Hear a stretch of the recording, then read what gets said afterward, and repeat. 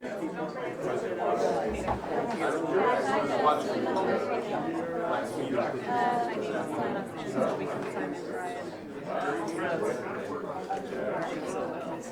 he still appears at close. Oh, you're coming into the game. Represents like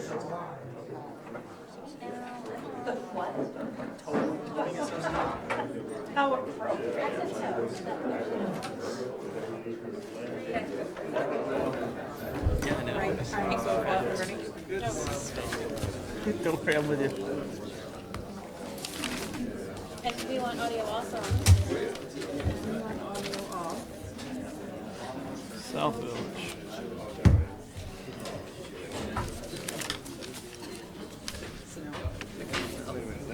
That's not my. How are you? Happy New Year.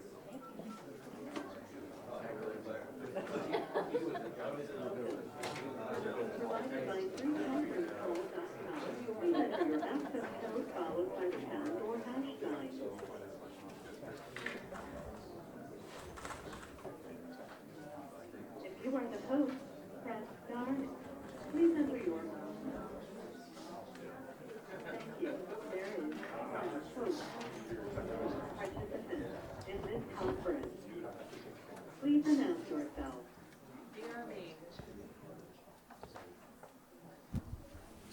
Hey, Brian and Mark, ready for the go-to meeting number?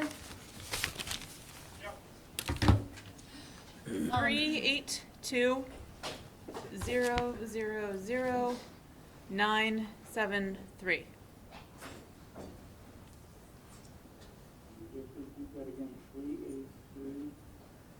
Zero zero zero 973.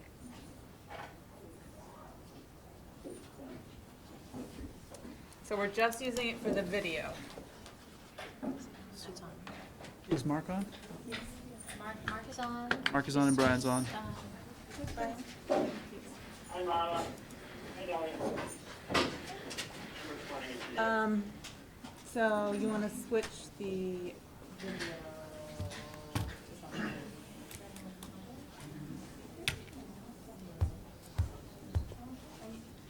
Did this guy make a little noise when you plugged it in? Yes, it did earlier.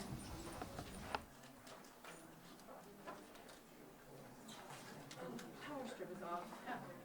There we go. Okay. So do they have it? Switch to mic and speakers. So we're going to turn off the microphone.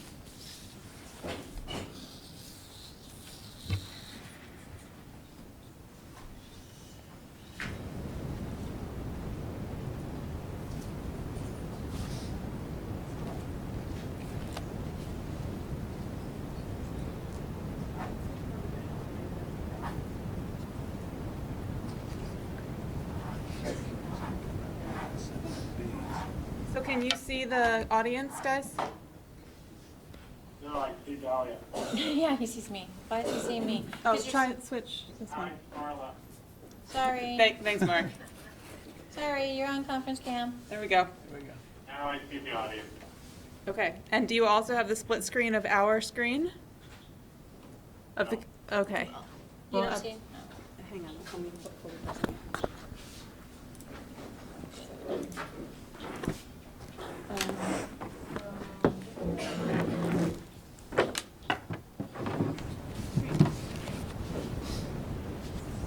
How about now? Yep. Okay.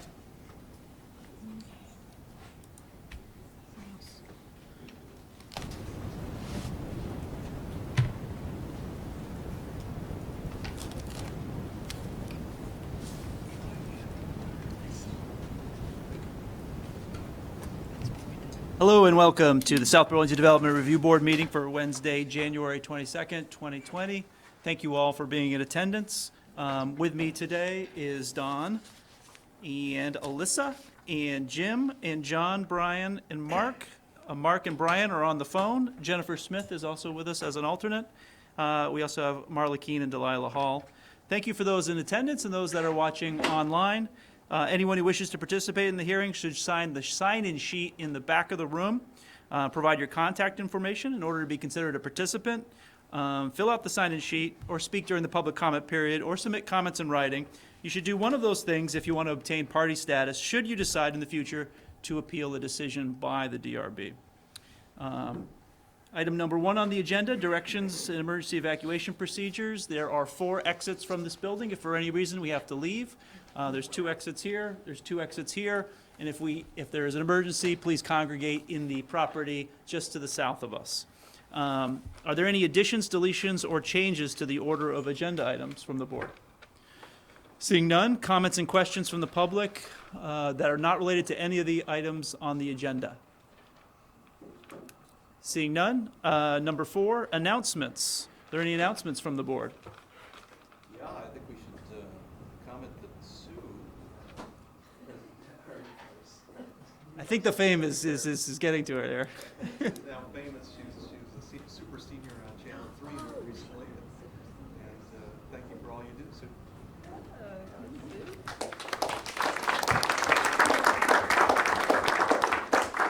Yes. If you Google Super Seniors at WCX and you can watch it. It's well worth it. Sue Olenek. Item number 5 and item number 6. Continued site plan application SD 1931 of RL Valley Incorporated and continued site plan application SP 1939 of RE Valley Incorporated. The applicant has requested a continuance, so I will make a motion that we can. I thought you were recused from these? I will make a motion that we continue these 2. Second. Wait a minute, we have to Oh, wait. continue them to a certain date. What? February 4th. Oh, I'm sorry, they're right there on there. Continue to February 4th, 2020. Second. All in favor? Aye. Aye. Any opposed? Aye. Any recused? Yes, 1. Okay. Okay, thank you, John.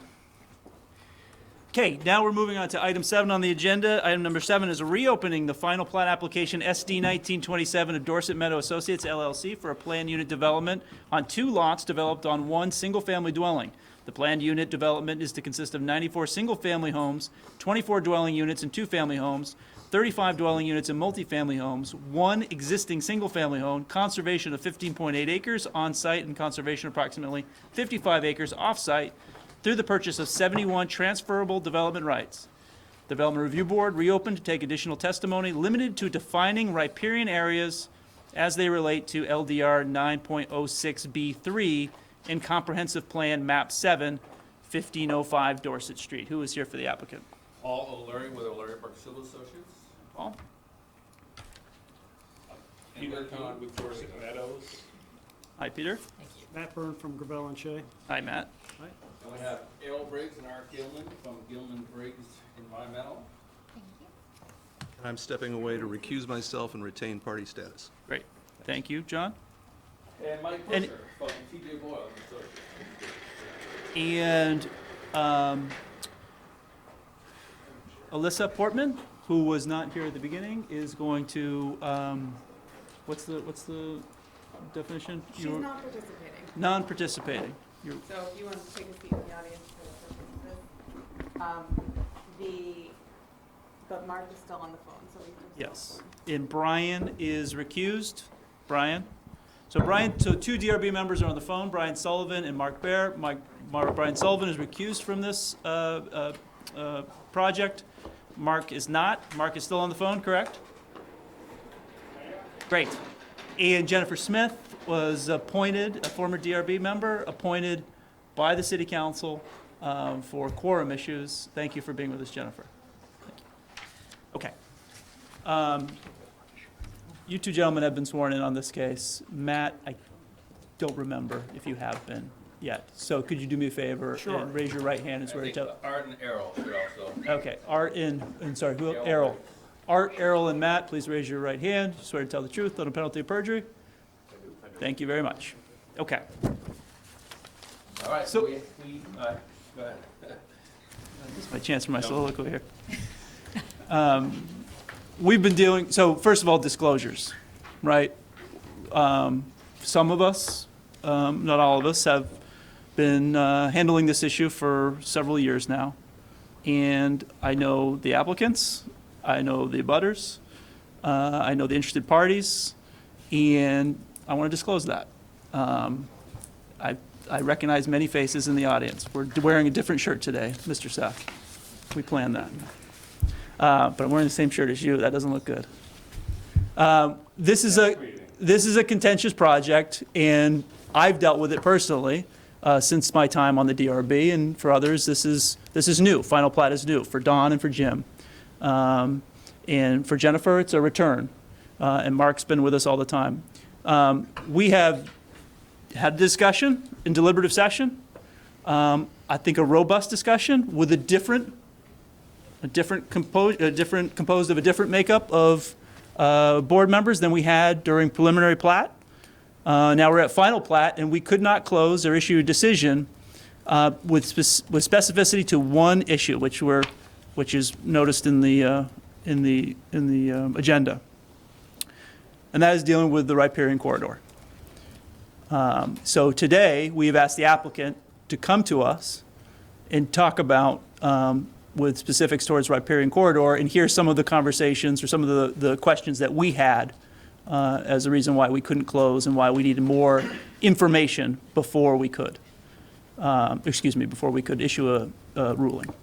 So with that, we bring the applicant here, and you have been advised by staff of our concerns regarding field mapping of the riparian corridor, and I assume you have something to present to us today. Yes, we do. Okay, go ahead. We have a PowerPoint presentation. I'm going to take the lead, but as I mentioned before, with us tonight is also Mike Busher from TJ Boyle & Associates. So Mike was our project planner and our landscape architect, did the lighting plan and all the landscape plan for the project. But Mike, as importantly, his firm was one of the consultants that the city of South Burlington hired when they prepared the 2014 open space plan. So Mike's actually one of the authors of the plan. If you have specific questions about the plan, Mike should be able to answer those questions for you. We also have Errol Briggs and Art Gilman from Gilman Briggs Associates. So Gilman Briggs Associates did the wetland delineation, also did the rare, threatened, and endangered species evaluation, and are prepared to answer any questions that you might have about wildlife movement up and down the existing corridor.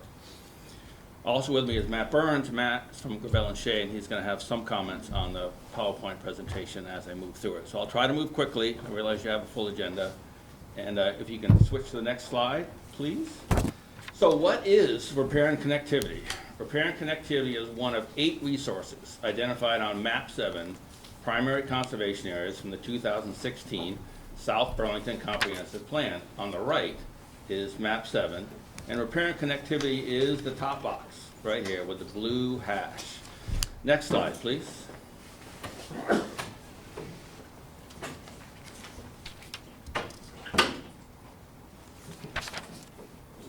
Sometimes the arrow keys will work. Okay. Pause, Sharon, no. So maybe show a slideshow isn't working.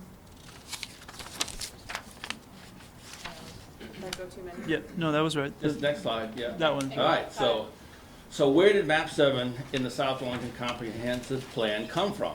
Map 7 came from the South Burlington 2014 Open Space Study. The cover of that study shown on the right.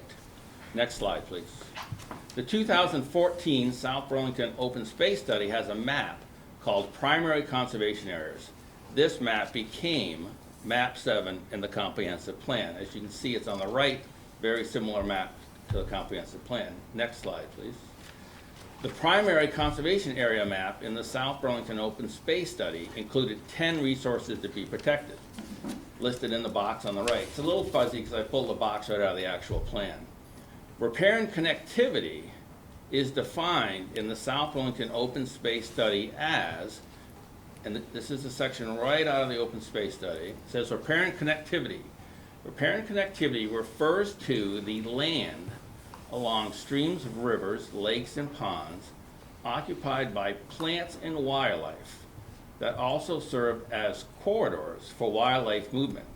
The connectivity layer consists of the undeveloped sections of the mapped surface water and riparian areas shown on the water resources map. So this is from the Open Space Study. This is South Burlington's definition of what repair and connectivity is. Next slide, please. The South Burlington Open Space Study also presented a strategy for protecting the primary and secondary conservation areas. The 5 strategies were listed here. Next slide, please. Strategy 4 is particularly important for Dorset Meadows. It says, and again, this is a quote out of the Open Space Study, strategy number 4 was to reference open space resource maps, A&R's resource atlas, and/or biofinder in the land development regulations as accepted sources of information indicating whether a resource identified for protection or conservation may, the underline on may is by me, may be present on a project site, subject to field verification by the applicant. So the open space study clearly says, because it's mapped doesn't mean it's there, and that it's subject to field verification by the applicant. Next slide, please. The need for field verification is emphasized again on page A3 of the open space study. If you look on the top, it lists primary conservation areas. Below it, it lists secondary conservation areas. And the first thing it says, underlined, is that those areas need to be field delineated. Next slide, please. So can we field verify repair and connectivity? If we review the definition from the open space study again, repair and connectivity refers to the land along streams, rivers, lakes, and ponds occupied by plants and wildlife that also serve as corridors for wildlife movement. The connectivity layer consists of the undeveloped sections of the mapped surface water and riparian areas shown on the water resources map. It's the highlighted portion. Beneath it, the mapped surface water and riparian areas come from the water resources map. The data on the water resources map comes from the biofinder. Next slide, please. So what is biofinder?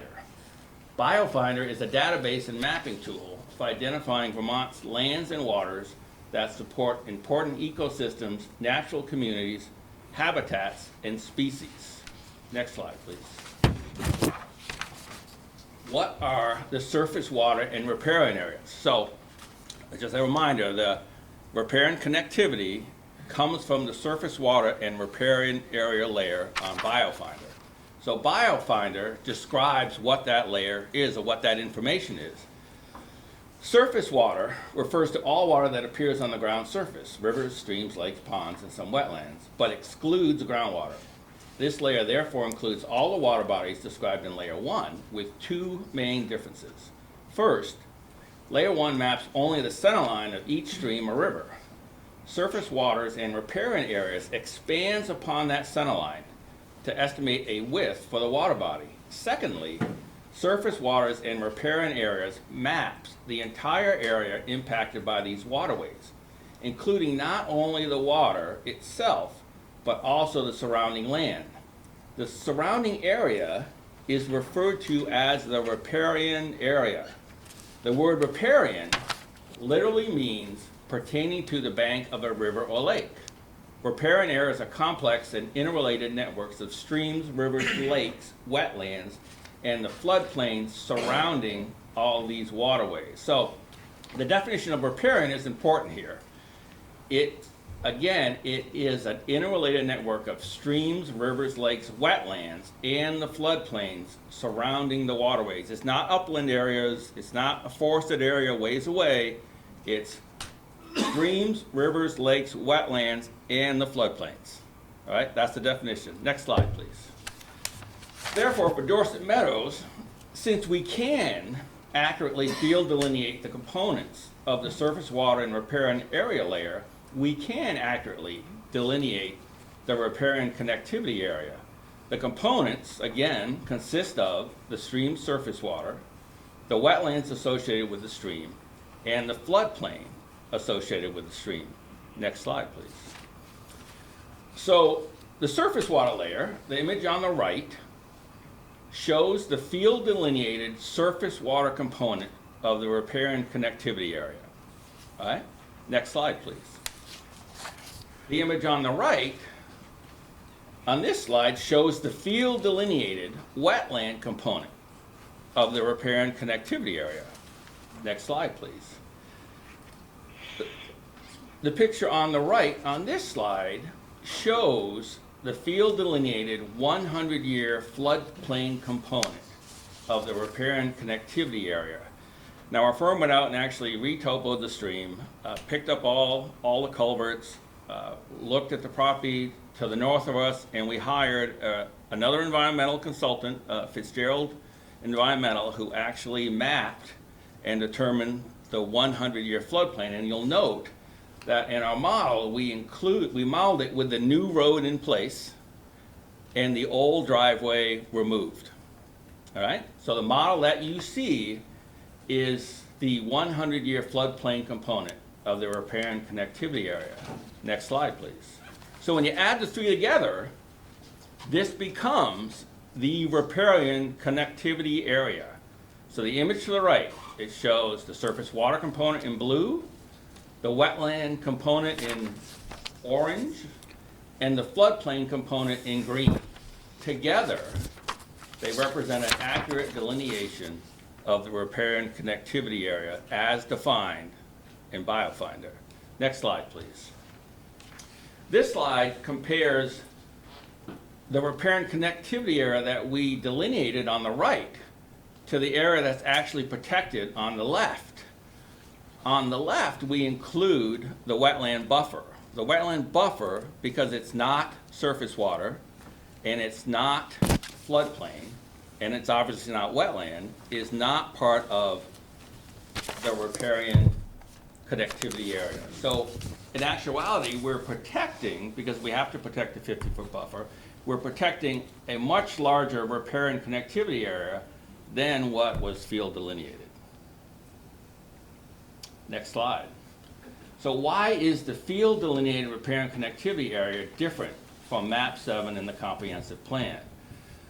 So this is the repair and connectivity layer sitting on top of our project. And you can see that a number of the areas that we're proposing to develop fall within the area on the map. Next slide, please. So the answer lies in the BioFinder data set. The 2016 BioFinder update report addressed the creation of the surface water and riparian area layer. The data set is based on a statewide map of valley bottom types. The selection criteria in the BioFinder update is to the right. Data set number 1 is the Vermont Hydrographic Data Set, which is a spatially accurate statewide mapping of rivers, streams, lakes, and ponds. Data set number 2 is the Valley Bottom Land Type Association. It comes from a report prepared by Ferry and Thompson in 2008. And the Valley Bottom is a model map of river and stream valley bottom that effectively captured the valley bottoms and associated alluvial soils, wetlands, and floodplains without extending map areas beyond the valley floor. Although partially a GIS model, major portions of the valley bottom LTA are based on mapping by the Natural Resources Conservation Service and wetland mapping by the National Wetlands Inventory. So it's a statewide data set. Next slide, please. So is BioFinder accurate? You know, we had that discussion before. BioFinder addresses the issue with the following. So this is a quote from BioFinder. As you interact with this map, please remember that all data were collected for use at the state or town level. Though you can zoom into individual parcels, for example, you need to understand the limitations of each of the data sets you're using. Some of the layers contain omissions, and these omissions may be critical when translating data into implementation measures. Whenever possible, the collection of field inventory information will likely enhance a community's understanding of these resources. They further comment, because of the accuracy issues at the local scale, BioFinder cannot replace site visits or site-specific data and analyses, and should only be used to gain a general understanding of the components likely to be at play. Next slide, please. The Vermont Department of Fish and Wildlife also comments on the use of BioFinder in a report titled Mapping Vermont's Natural Heritage, a mapping and conservation guide for municipal and regional planners in Vermont. The report says, of course, every map also has limitations.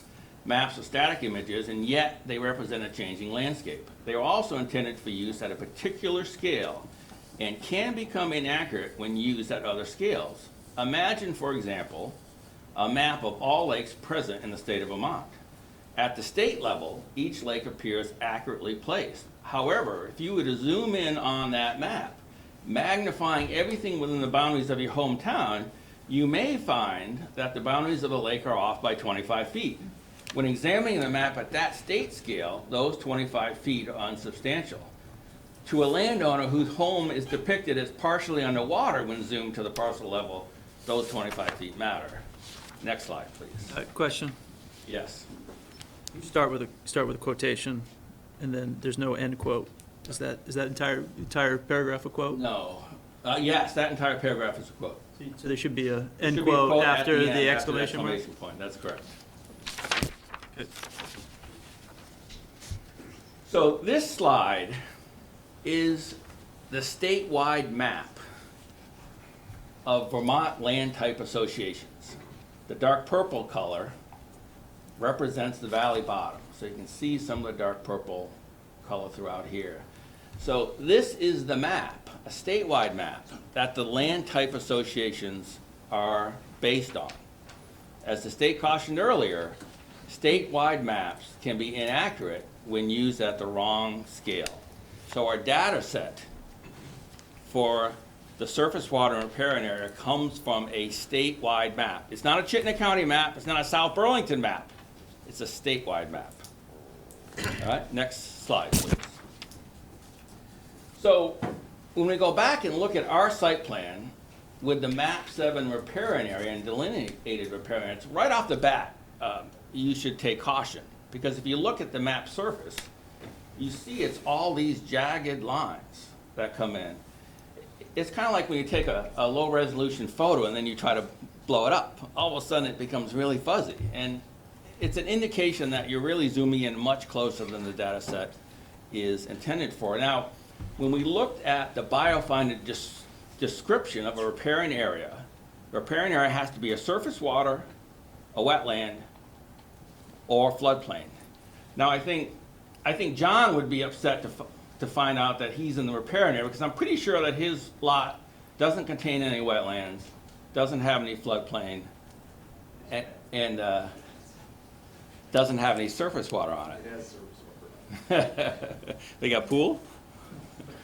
If we look across the street at Schoolhouse, again, that's shown as riparian area, and I'm pretty sure that there aren't any wetlands or floodplain or surface water on that development. Further, as we go up Old Cross Road, which we know goes up a pretty steep hill, pretty sure that this isn't floodplain up here, and pretty sure it's not wetland, and I don't think there's surface water present on top of the hill. Again, as you look to the map on the side, it actually crosses Dorset Street.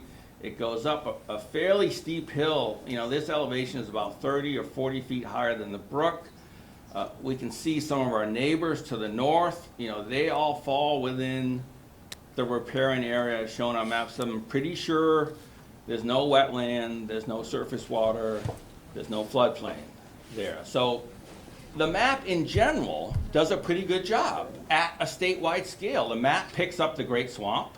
Not quite perfect, but in general it gets it. It does get the brook. It does get the large wetland, that's on the Vermont National property, but it's just not accurate enough to use with any kind of comfortable feeling, and it doesn't meet the definition. Biofinder says the 3 elements that are required for to be a riparian area or to be on the surface water and riparian area layer. All right, next slide, please. So I'm going to talk about the regulations just in general. You asked us to talk about 906B3, but if we look at just 906B, there's 5 elements to 906B. It kind of describes elements that you need to include in a plan when you come in front of the board. The first one is talks about open space, that you shall locate your open space in a way to maximize opportunities for creating usable contiguous open spaces. Number 2 talks about building lots, streets, and structures that you shall locate them in a manner consistent with the plan in an efficient manner. Number 3 we'll talk about in a little bit more. That requires that you prepare a plan for the proposed open spaces and natural areas and their ongoing management. So we need to develop a management plan on the number 3. Next slide, please. 4 talks about that you need sufficient grading and erosion control. So we prepare erosion control plans, we prepare detailed grading plans.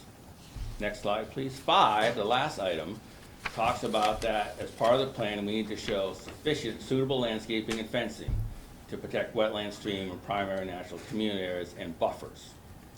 Next slide, please. So looking in a little more detail at section 906B3, I'm going to turn it over, I'm going to let Matt talk about that. So when we were preparing for the hearing, we tried to figure out, exactly where you're coming from. And what we think we understand is the reason for this is the argument that the plan or the proposal must be consistent with the comprehensive plan. And to start at the beginning, which I think is important, is we should understand what a comprehensive plan is. And the comprehensive plan itself says that it is not a mandate. It says, it is important to note, and this is a quote, "It is important to note that these recommendations are not mandates, but are suggestions to help guide the operations of the city and its citizens." The other thing I think is important to note is that the comprehensive plan has many goals. And the opponents only point to the environmental, but one that I'd like to take a look at are the affordable and community strong. And what it says there is, quote, "Be affordable with housing for people of all incomes, lifestyles, and stages of life." So one of the goals of South Burlington is to promote the housing for a variety of different projects and a variety of different people. And this project has a lot of those different things involved with it. But the other thing that the comprehensive plan tells you is that the plan itself is implemented through the regulations. The regulations are where the rubber hits the road. So let's take a look at the actual regulations. Now, the opponents treat map 7 as a block ban on development, but the comprehensive plan itself is telling you not to do that. And if you look at the sentence right above what they say, what they cite to page 2.103. In the sentence that's immediately above it, they rely directly on the 2014 open space report. So when they did the last amendment to the comprehensive plan, they were relying on the open space report. And what is the open? I'm sorry, who's they? The comprehensive plan. If you look at page 2. The drafters of? The drafters of the comprehensive plan, right. So if you look at the paragraph right before, it says the 2014 open space report classifies natural and blah, blah, blah, blah, blah. So they're expressly referencing the 2014 report when they come to their conclusions of the comprehensive plan. And as Paul has gone through, the 2014 open space report specifically calls for field delineation. So when the comprehensive plan and the regulations are talking about natural resources, they are really incorporating the idea of field delineation, which Paul has done in great detail for this project. But the regulations also tell you exactly how they're being implemented. And if you look at 9.06B3, there's a pretty good, go back one slide, please. Or 1A. Yeah, so they tell you exactly what it is and what is not involved in what's to be implemented. And if you look at the very last sentence of this 9.06B3, it says that in making this finding, the Development Review Board shall use the provisions of Article 12 of this bylaw related to wetlands and stream buffers. Well, Article 12 is the implementation of the comprehensive plan in the open space report. And if you actually go back to the open space report, it actually starts much earlier than that, because the open space report specifically references the Jam Golf case, where they had problems with not specifying things. So after the Jam Golf case comes down, the city is really concerned about specifying things and making sure they're clear. And the end product of that is in section 9.06B3 and then Article 12. Well, let's take a little bit of a look at what Article 12 says. it gives you basically a surface water standard and a wetland standard. And so to the extent that the LDRs are actually regulating riparian areas, it comes through in those tests. Well, what's the test for surface water? What they want you to do in implementation is to have a 50-foot buffer around the stream, which is exactly what's happened in the case. And the regulation that does that is section 12.01C1C. So when the rubber hits the road for this thing is you have to have a 50-foot buffer around the small stream.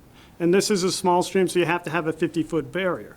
So what's the other part of Article 12? Well, Article 12 also looks at wetlands. And if you look at that section of the regulation, the thing that is mentioned over and over and over again, 3 times in that regulation is field delineation. So you look at the actual text of the regulations that South Burlington has developed, the idea that comes through in those regulations is field delineation, field delineation, field delineation. So when you go to look at whether something is consistent with the plan, you have to look to the actual text of what the regulation says. Now, if we go back to the concept, which the opponents are trying to get you to do, go back to this idea of the only thing you have to do is be consistent with the regulations or the comprehensive plan, we're going back to the bad old days of jam golf, and that is not a place where you want to be. The place you want to be is with specificity to the particular regulations that tell you how to regulate. Now, there's one other thing that I wanted to talk about on 9.06B3, and Paul is going to tell you about the facts of this. But there's a little bit of a confusion in what the opponents are telling you. They talk about the plan, that it has to be consistent with the plan. And they conflate the idea of the plan in this regulation with the idea of the comprehensive plan. Well, when you look at the plan here, the first sentence tells you what plan you're talking about. A plan for proposed open spaces and/or natural areas and their ongoing management shall be established by the applicant. So when we're looking to see whether the plan does what it's supposed to do, what we're looking at is the applicant's plan, not the comprehensive plan. And as Paul will tell you in just a minute, the plan here does all of the things that you want it to do. So when the quote that's in their brief or letter from October 2019 says, quote, "The existing natural resources on each site shall be protected through the development plan," the plan that the regulations are talking about is the plan of the applicant. And does the plan of the applicant protect the natural resources that have been field delineated? And the answer to that is absolutely yes, and Paul will tell you a little bit more about that. A couple of points before I stop here. A lot of this ground is covered in a letter that we sent to the board in January of 2019. I have more copies if people need to look at that again. The final point is that, the last time there was some discussion about whether it mattered what South Burlington has done in the past, and I wanted to answer that question. It absolutely does matter what South Burlington has done in the past. If you go all the way back to Jam Golf, you can see a continuous thread through the town's decisions to try to get this more specific and more specific and more specific. And the end product is something that the applicant here has definitely met all of the requirements to get approval on this, including the stuff related to field delineation. So now I'm going to turn it back over to Paul so he can talk about how the plan protects all of these natural resources. Okay, thank you, Matt. Next slide, please. So, as per section 90B3, the project landscape architect, TJ Boyle and Associates, developed a plan for the ongoing protection and maintenance of the project's open spaces and natural resources. The plan was part of the project set. It was reviewed by staff, reviewed by this board. The plan shows the parcel. It divides it into a number of different areas. We have the wetland area, we have the wetland buffer, we have the open space, we have the NRP section that's wooded, we have the NRP section that is currently a field, and there's a block on the side that describes how each one of these areas will be managed and protected as we go forward. Next slide, please. So this photo, I came from Google Earth, downloaded it today, to tell you the truth, but we're sitting on Nolan Farm Road and we're looking back up the riparian area. Note that there's almost no woody vegetation and the existing fields are mowed to the edge of the wetland. So this is our riparian corridor. as it sits today. There's no shade. There's no shade in there. There's no vegetation. There's no protection of the wetland. Basically, as you look across, it's pretty barren as you look down through there. Next slide, please. So the management plan protects and enhances the riparian area by, one, we're going to allow the wetland area to revegetate naturally. We're going to establish a 50-foot wetland buffer from the edge of the wetland. We're going to plant a mix of grassland, shrubland, and native species trees along the wetland buffer. So you can see in the landscape plan, there's plantings along the edge of the buffer here, plantings along the edge of the buffer on this side. And we're going to allow those species in that buffer to revegetate naturally. Next slide, please. We also are constructing 3 gravel wetlands totaling 1.1 acres. We have a gravel wetland here, and then a gravel wetland here. So the gravel wetlands treat the project stormwater before they discharge into the brook. But over time, being a gravel wetland, it will fill with wetland plants and species, and that area will actually be added to the riparian corridor. We've also agreed to plant a variety of whips within the wetland buffer.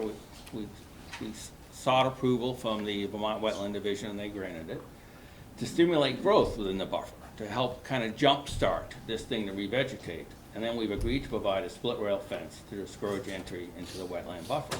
So over time, we expect that this relatively barren wetland buffer that we saw in the picture is going to grow with natural species trees. Trees are going to provide shade for the brook that goes through there. It's going to provide cover, shrubs for wildlife to move up and down through the corridor. So we expect with time, the quality of the riparian buffer will be significantly improved over what it is today.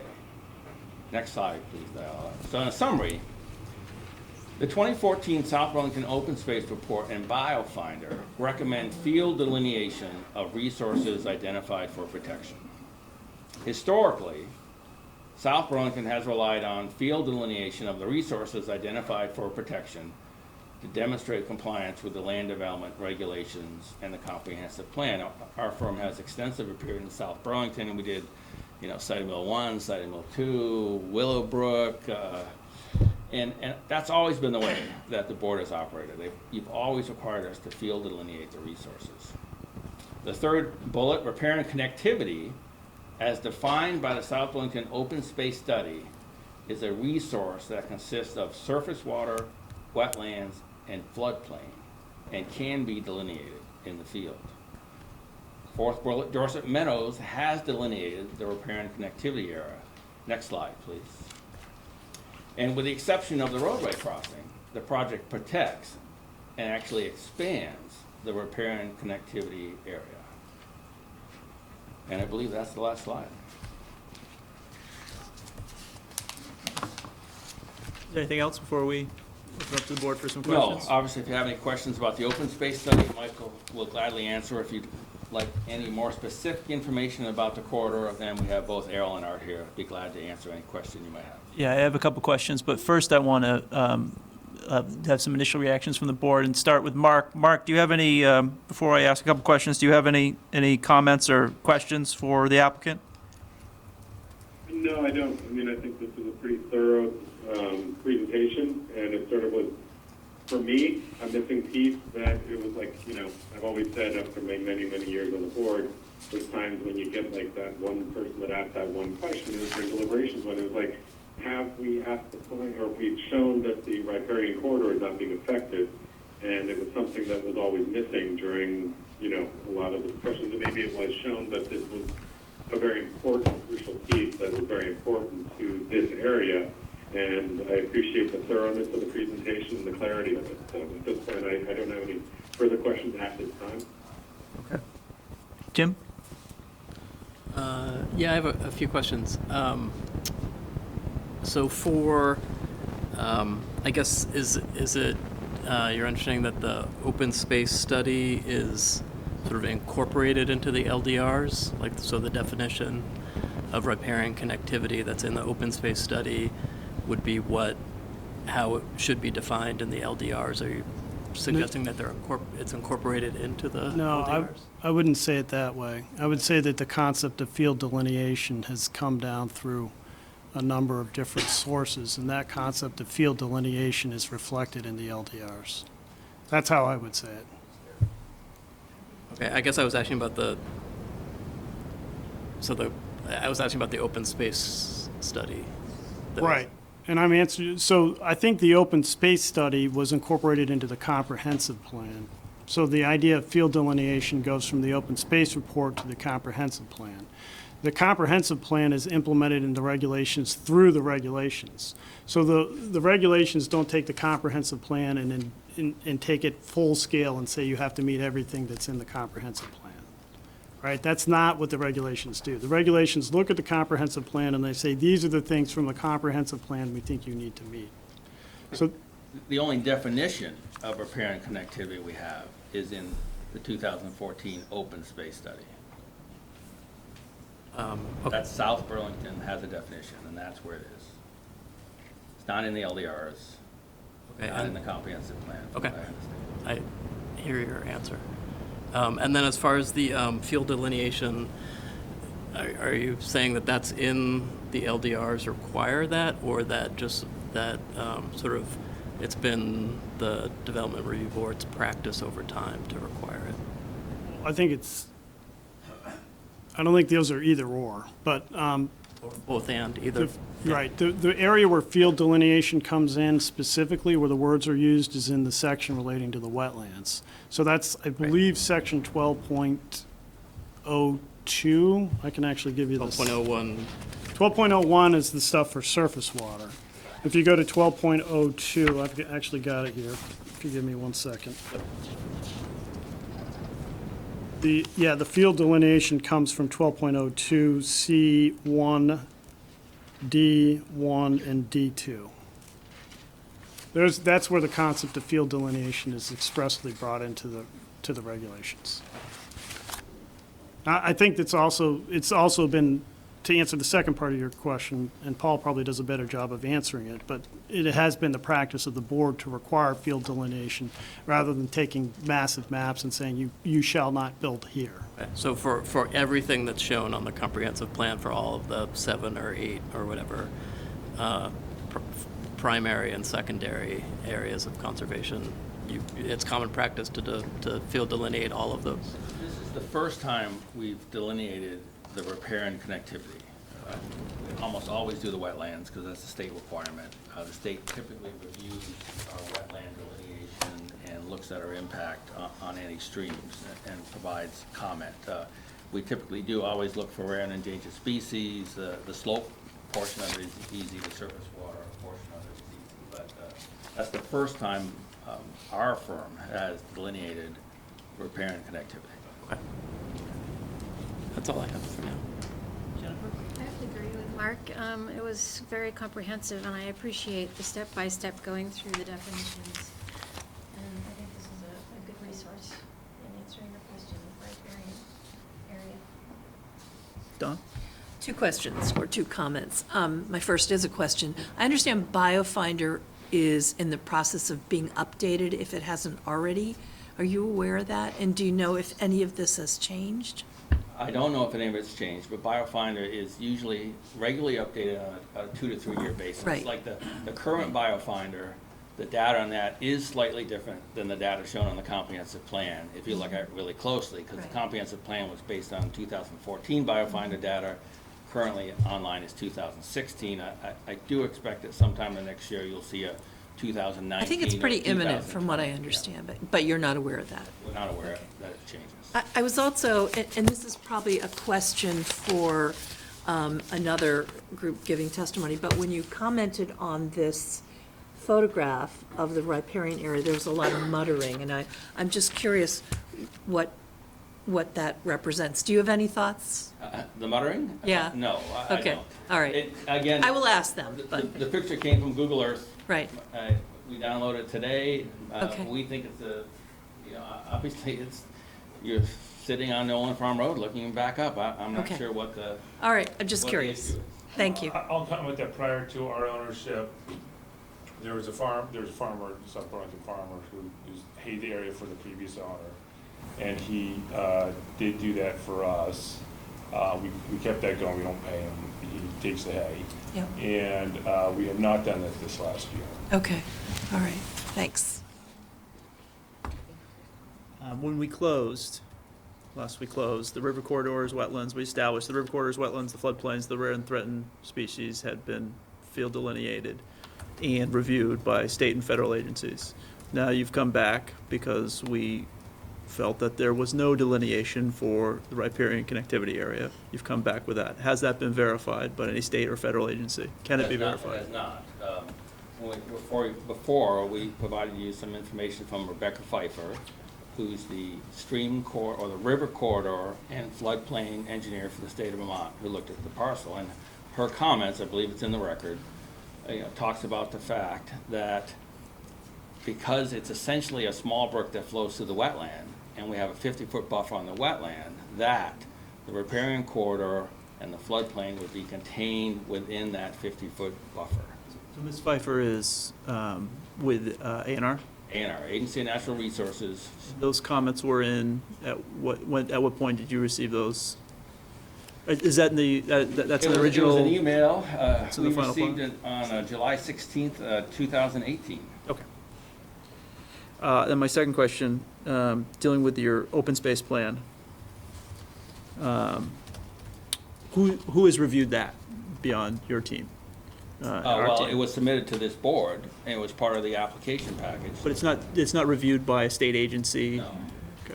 No, your regulations require that we submit a plan for your review, and that's what we've done. Okay. Anything else you would like to add? Anything else from Mark or the board? Nope. Okay. Thank you. Hang tight. So there's a lot of people here, maybe not all here for this issue. We do have other issues on the agenda. I would like to hear from you. But we reopened this for a very specific reason. So we have received much correspondence with Mr. Seff, and we appreciate that. We've read it, at least I have. But we're really interested in hearing from anyone with specificity towards the riparian connectivity. So, and I'll get there. Give me one more minute. So one of the things that I want to do is be able to have people talk specifically about that issue, and in recognizing that there is a lot of people and an agenda after this, to limit those comments to 3 minutes, as I have in the past when we do have a large crowd. But to allow someone who does not wish to talk to raise their hand, identify themselves, and to forward their time to someone else if they wish to speak for them. And I'll continue that practice.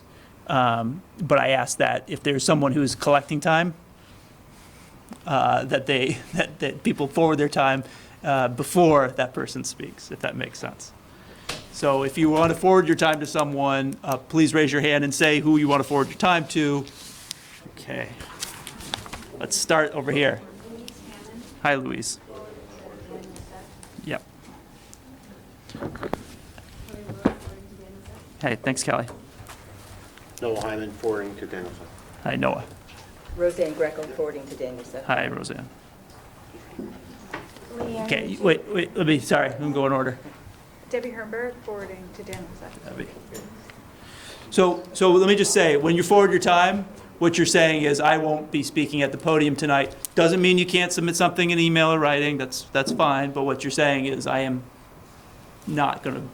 Well, if the hearing is closed tonight, they can't submit something. Oh, that's true. We can type it out right now. No. Okay. Yes, ma'am. Leanne Ritu, forwarding to Leanne? Ritu, R-E-T-T-E-W. Thank you. William Hayes. William. Kathy Hayes, forwarding to. Hi, Kathy. Carolyn Peters for Danielson. Hi, Carolyn. Susan Harmon for Danielson. Hi, Susan. That's changed, Tony. Beth? Okay. Yes. Lisa Alexander for Danielson. Hi, Lisa. Anyone else? Norma Barker for Danielson. Okay, so we've got a big list. Oh, someone back there? The name is Ronald Schmucker. Hey, Ronald. And I refer, as Darylyn did, to the gentleman I think that she referred to. Okay, so before I bring on the man with a bunk, with a couple hours worth of time on his head, no, I have a count here. Yes, sir. I want to speak. Yes, before we do that, anyone that would like to speak under the 3-minute parameters, I ask you to raise your hands now. And you did first, so please come up to the microphone and identify yourself for the record, and I will politely ask you to summarize when the little dinger goes off after you. My name is Ray Gonda. I've testified here before. How are you, Ray? I'm fine, thank you. I took 8 hours, or I should say 4 hours of seminar offered by the Fish and Game and some other organization in Richmond recently. And one of the primary things in that was riparian area and what we call and refer to it a riparian area. Now, I understand they did a good job of presenting their case of what riparian area is here, but among the biologists, riparian area is much more expansive than just the things you can measure. For example, if there are trees beyond the wetland area, those trees are going to be used by certain animals like coyotes or even bears, possums, raccoons, skunks, to follow that riparian area as a corridor. That's part of the corridor, and that's how they refer to riparian area. They don't define it to things you can measure. I can understand, and it's reasonable to have to be able to measure something so you can support it in a court of some sort. But that is really not the way it is viewed by the biologists in the Agency of Natural Resources, from what I heard in that. That's all I have to say. Thank you for your time. Is there anyone else not named Mr. Seth that would like to comment? Come on up. I'm Peggy Saulpaul. And I live on Four Sisters Road, Hi, which Peggy. is off of Nolan Farms. And I'd like to disagree with your idea of wet areas that flood, because my backyard is wet and floods every spring. And so, and you can go across Dorset and go up the hill and look at all the floodplain over there. You can see it. And he just said that that wasn't floodplain, and it is. So this is a lot more floodplain than they're putting out. So, we watch it and we see it. So, thank you. Thank you, Peggy. Is there anyone else that would like to speak? Come on up. Have a seat, and once you have a seat, identify yourself in the microphone. Hi, my name is Ashley Carlo. Hi, Ashley. Hi. My property abuts the south part of this, and we have a big portion of the wetland in our property. It's a pond. It's about 40 feet by 60 feet. When it had that big rain at Halloween, it surged almost 100 feet wide, and I'm not exaggerating, I have a photo of it. There are more animals than, coyotes, bobcats. I have videos of them. And I can tell you that with the amount of water that's come into our property just from, we have a big flowing stream that goes under a bridge. I can only say that this probably goes more like 200 feet the other way when it's in that flat area, because we live on a hill. And then just a side note, it seems like a lot of houses very close together. And I was born and raised in this community, and I think there's something to be said for a little bit of elbow room.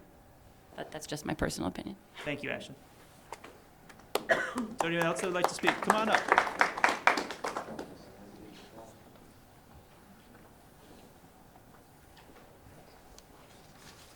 Hey, Francis Schapp. My husband and I live across the street from this proposed development, and there's more to water than one narrow stream. People have mentioned, things like wetlands, standing water, groundwater, floodplains, and I think most of us who live out there agree that both sides, especially the east side of Dorset Street, both sides of Old Cross Road, up along Dorset Heights, it isn't just runoff. And when I dig, I'm a kind of a nutsy gardener, I find groundwater coming up. And this was very, very dry this summer. So even in the driest summer, way into June, it's spongy in the back of our 11 acres up there right against, it's up high. But the water doesn't just flow down. It comes from underneath. So I wondered if anybody consulted the state soil specialist. I hear that he has excellent expertise in this. So what will happen with drainage when they tear the top of that hill off, put in hundreds of units, and then the groundwater, which moves underneath slowly probably, how will it interrupt the water as it flows all the way down into the southeast quadrant? So I wish someone would really look at more than just the little narrow strip going across here. Thank you. Thank you, Kate. Appreciate it. Anyone else? Raise your hand. Oh, John, come on up. Please identify yourself for the record. John Wilking.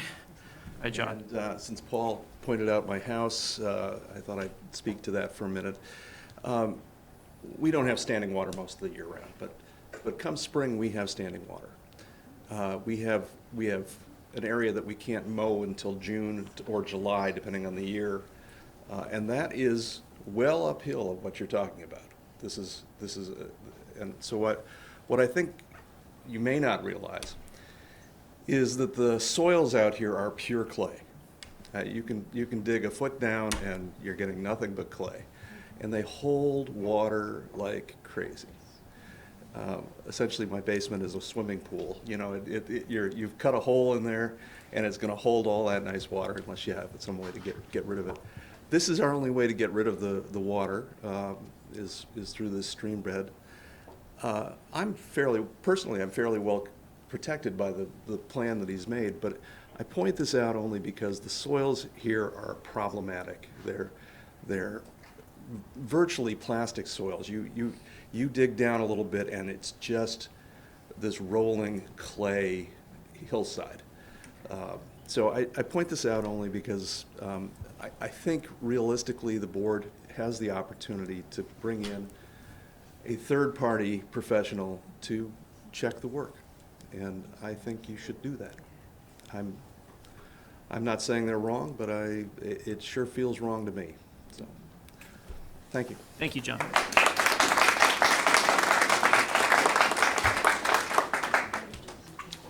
Anyone else like to speak? Daniel, if I could have you come up. You've got a lot of people that trust your words.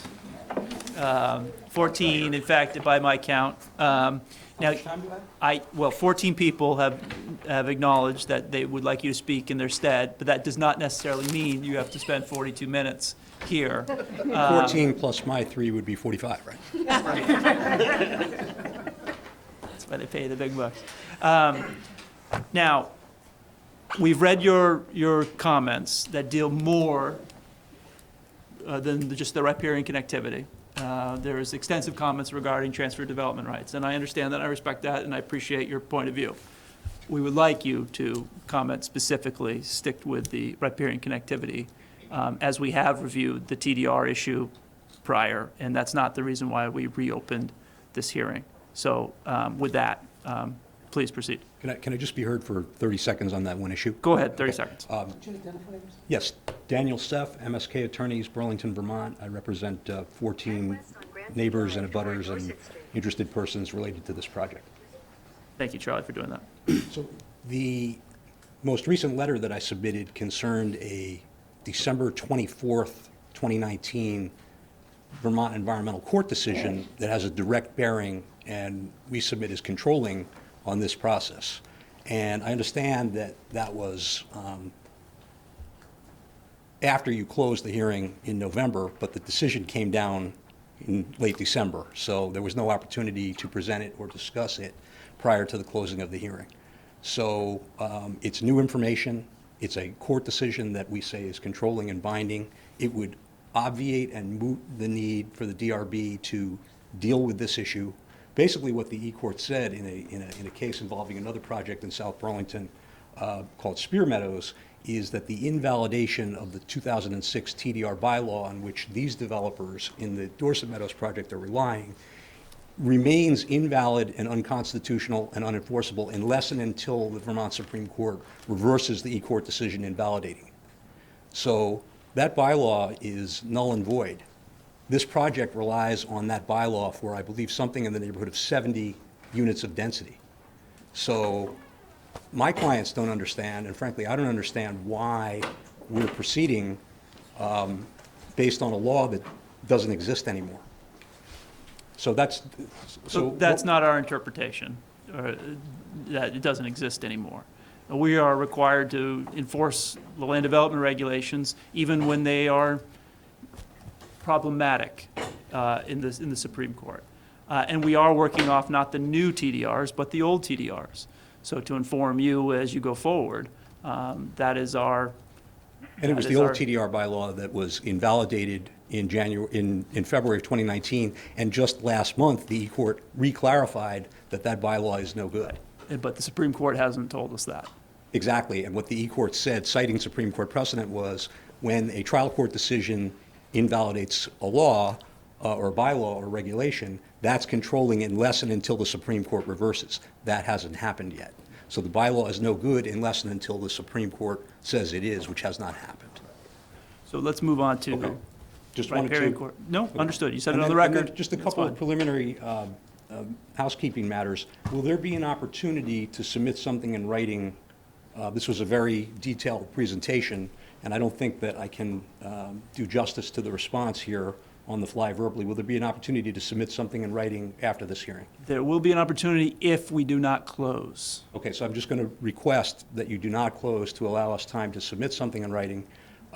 The main gist of my presentation is going to be that there cannot be field delineation of the riparian areas, and I'm going to explain why. I've explained why in various written submissions, but I'll try to verbalize it here and hopefully put some more meat on the bone. So if the board is going to, over our respectful objection, entertain the notion of field delineation of riparian areas, we would like the opportunity to submit something in writing from an expert on that exact subject. So define that furthermore for me. Okay, so my basic point is that I'm going to lay out here is that there cannot be, that the bylaws, the LDRs do not permit field delineation of riparian areas, unlike wetlands. So we don't think... You're suggesting, let me understand this. You're suggesting the land development regulations do not allow a developer to field delineate riparian corridors? They can do whatever they want, but it's not controlling. What's controlling is the graphical map in the comprehensive plan that is incorporated by reference in the LDRs and made the controlling definition or boundary of the riparian area.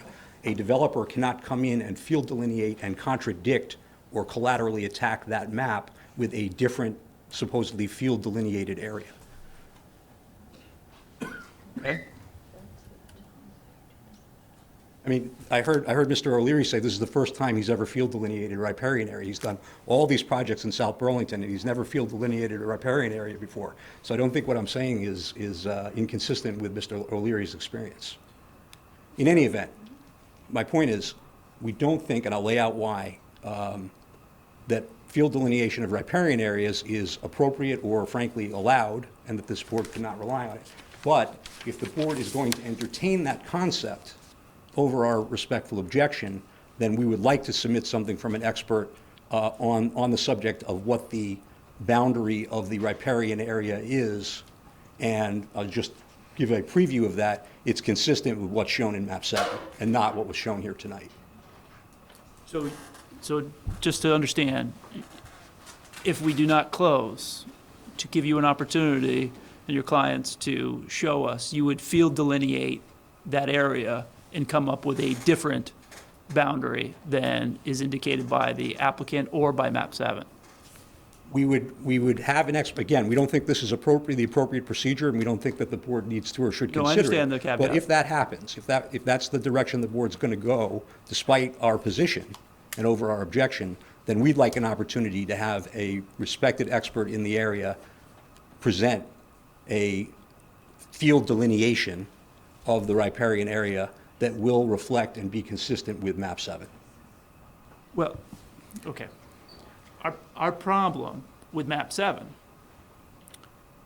is that we don't know where the riparian corridor starts and stops, because it is a view from above, right? Same thing with wetlands. We want field mapping to understand where development can occur and where it cannot occur. And we may have land development regulations and comprehensive plan that are inconsistent, and that should be fixed to provide certainty for landowners, developers, and interested parties and abutters. There's no we submit respectfully, there's no inconsistency between the LDRs and the comprehensive plan. Well, how do you define where the riparian corridor is if you can't field delineate it, Mr. Sapp? Again, okay, so maybe I'll just jump into it and hopefully I can shine some light on it. Let's start with the comprehensive plan. That's where this starts, this analysis starts. Okay, and I'm sorry I don't have copies and I don't have an overhead, but I can tell you it's on page 2-103 of the comprehensive plan. And there are 4 short paragraphs there, and I'm just going to read them. Okay. Primary and secondary conservation areas. The 2014 Open Space Report classifies natural and scenic open spaces resources identified and considered for protection as, quote, primary and, quote, secondary resource conservation areas. This classification forms the basis for many resource protection strategies. They are not assigned based on a national standard, but rather reflect South Burlington's local protection priorities. Let's just read that last sentence again, because I think it's critical here.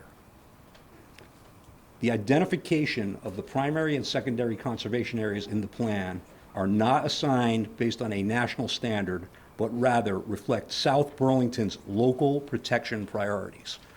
A lot of work went into this comprehensive plan. It's several hundred pages long. They identified, the drafters, the authors of the comprehensive plan, identified based on local South Burlington conservation priorities what they thought needed to be protected. And by the way, I agree with the applicant that the comprehensive plan in a vacuum is aspirational. It's not controlling law, okay? There's no dispute there. We'll come to that. Primary conservation areas, paren map 7, include environmentally sensitive and hazardous areas that are off limits to development, regardless of their setting or context, and sites that host or support rare, threatened, and endangered species. Off limits to development. You never see language like that in the comprehensive plan except in this area. They were being very specific. Map 7 shows us the areas that are off limits to development, period. Not off limits unless a developer says they can draw a narrow area. It's map 7, period. And this developer does not dispute. There's no dispute here. We saw a slide showing an overlay of map 7 on the plan, and they've got buildings in the riparian area, which they're not allowed to do. Secondary conservation areas, map 8, are those other resource areas also identified for conservation or protection in which limited encroachment may be allowed in accordance with siting and management practices that are intended to avoid, minimize, or mitigate the adverse impacts of development. The comprehensive plan doesn't just identify the areas that are off limits to development in map 7. That would have been enough. It goes further. There's a map 8 that says, here's some other areas that aren't quite as deserving of protection that we're going to allow a limited encroachment into. Map 7, off limits. Map 8, limited encroachment. And these, again, these are based on not a national standard, but South Burlington's local protection priorities. And then it says, in the last sentence on page 2103 on the subject, with these distinctions identified by the community, the city will begin to incorporate them in land use planning. Okay, so that's 2016 comprehensive plan. And by the way, I would just note for the record that this was written, published, approved before this developer acquired the land for development. So there shouldn't be any surprises at all to anybody involved on the other side of the table here as to what was available for development and what was not. Now, can we go back to their slide, if it's not too much trouble, of 9.06B3? Delilah, can you do that? Thanks.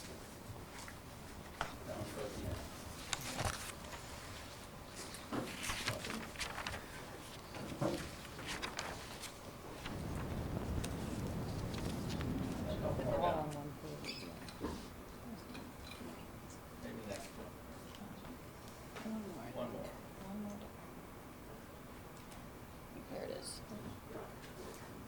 Great, thank you. Okay, so 5 lines down, starting 5 lines down. So, as the applicant stated, and I agree, the comprehensive plan in a vacuum is not binding or controlling on this body.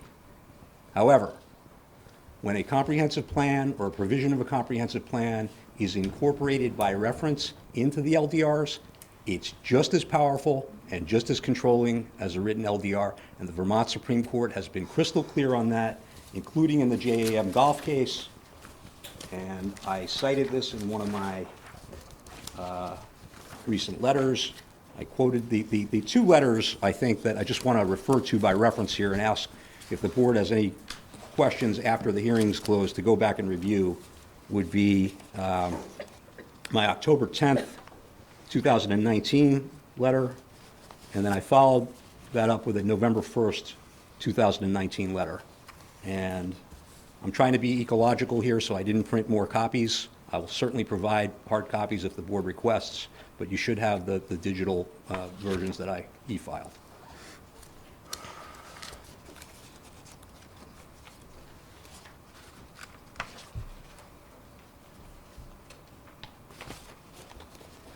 In any event, in the JAM golf case, which is cited and quoted in my letter, the Vermont Supreme Court explicitly stated that incorporation of a comprehensive plan into an LDR is an entirely permissible method of legislating for a legislative body, municipal legislative body.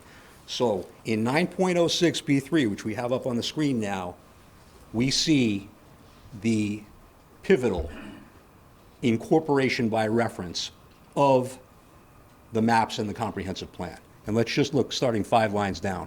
Existing natural resources on each site shall be protected, not may, not should, not can. We see a lot of words, shalls and shoulds, throughout the LDRs. This is one of those fortunate instances where there's no wiggle room and no discretion. Shall be protected through the development plan. And by the way, I agree with the applicant. The reference to the development plan is not a reference to the comprehensive plan. It's a reference to the planned development, which is what we're here to talk about. They shall be protected, including but not limited to floodplains. It's not just riparian areas, floodplains, conservation areas, and conservation areas shown in the comprehensive plan. Now, how do you show something in a plan? With words? I don't think so. You do it with maps. So the City Council, which passed the LDRs, including 9.06B3, is telling us the areas that need to be protected are the ones that are shown in the comprehensive plan. Incorporation of the plan and the map by reference in the LDRs gives the map the force of law. There's no provision in here whatsoever for a field delineation to contradict, limit, collaterally attack, or otherwise restrict the area shown in map 7. Now, I get that this developer does not like map 7, okay? But the answer to that problem, if they consider it a problem, and I gather that they do, is not to go on some Rube Goldberg circuitous reference to documents that are nowhere mentioned in the LDRs, which is the controlling document. The answer is, if they don't like map 7, they should petition the Planning Commission to redraw the map. I remember many instances, Matt, I think you were there, and I think Mark, who I guess is on the phone, was there during the Spear Meadows proceedings when I was complaining on behalf of a different client group about the TDR bylaw, the 2006 TDR bylaw. And I would say, that bylaw is no good, it's unconstitutional, it doesn't meet the state standard for transferable development rights programs. And the response from the board was always, and I'm paraphrasing here, we have to deal with the cards we've been dealt. This is the bylaw as it exists on the books, and we have to apply it. And we said, okay, If that's the case, we'll have to go to court and challenge it, and we did, and we won. Here, the cards that this board has been dealt are 9.06B3 and its incorporation of the comprehensive plan. They're stuck with it. They're stuck with it, we're stuck with it, and with the utmost respect, you're stuck with it. You can't vary it because you don't like the map or the result. What you can do is you can say, just as we were told in the Spear Meadows case with TDRs, take it up with the court. If you want to challenge the TDR bylaw, you don't think it's any good, take it up with the court. And my other client group did that at great expense, and they won. Okay. So here, if they don't like the map and they don't like this, they can challenge the map of the Planning Commission. If they don't like 9.06B3, they can take it up with the Planning Commission and change the reg. But this is what this board has to work with here. Now, Mr. Byrne referenced the last sentence of 9.06B3, and I want to speak to that. The last sentence says, in making this finding, the Development Review Board shall use the provisions of Article 12 of this bylaw relating to wetlands and stream buffers. Let's talk about Article 12.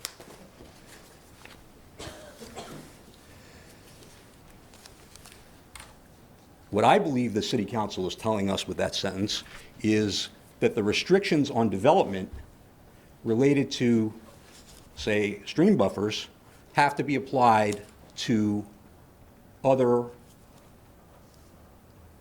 conservation resources such as riparian areas.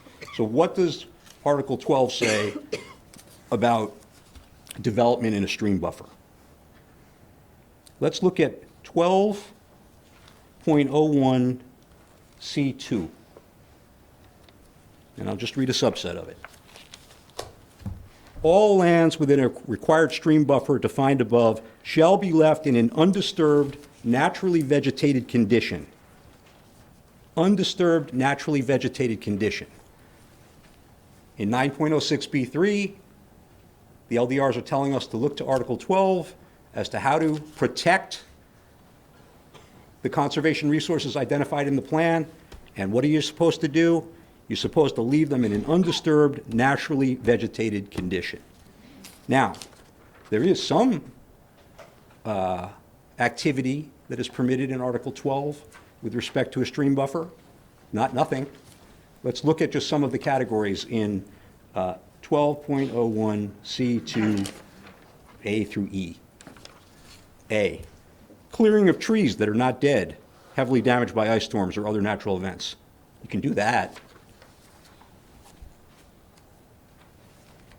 Any areas within a required stream buffer that are not vegetated or that are disturbed during construction shall be seeded with a naturalized mix of grasses rather than standard lawn grass and shall not be mowed. You can do that. The creation of new lawn areas within stream buffers is not permitted after the effective date of these regulations. Snow storage areas designated pursuant to a site plan shall not be located within a stream buffer unless the applicant can demonstrate, and there are a couple of criteria there.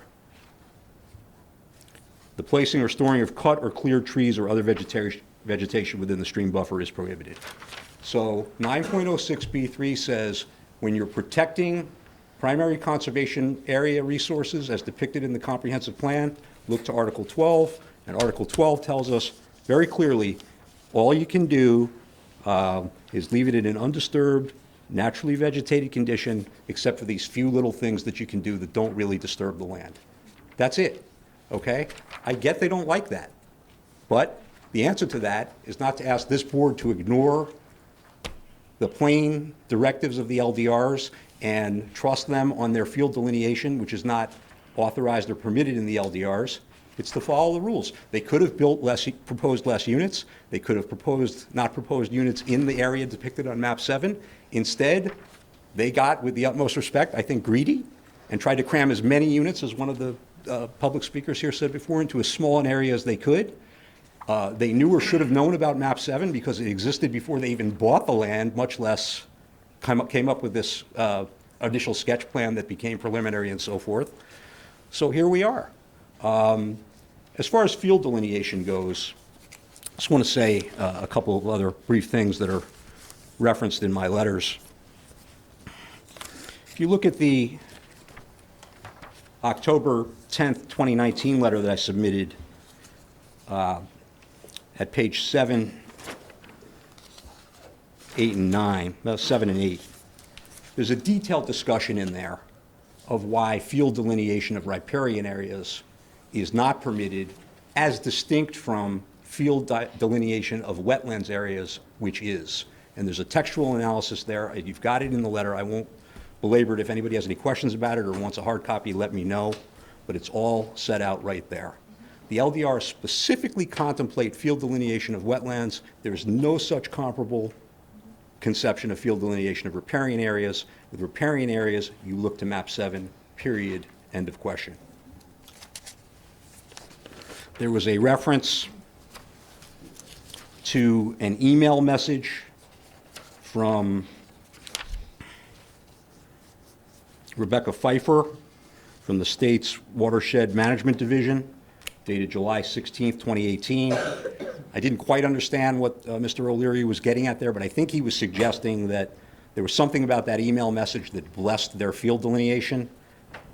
On pages 7 and 8 of my October 10th, 2019 letter, I break down sentence by sentence with citations to statute and regs and other authorities why what Ms. Pfeiffer was talking about in that email message had nothing to do with riparian connectivity.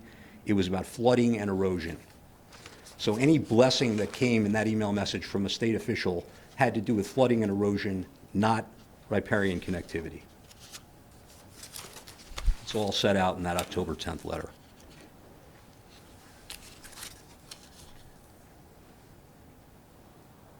Mr. Kochman, formerly of this board, and the sole non-recused lawyer on the board at the time of the preliminary plat and master plan decisions, rejected this project. And he expressly, basically in a footnoted dissent, said that the reason that he was rejecting it was because it ran afoul of map 7 and the riparian connectivity area delineated there.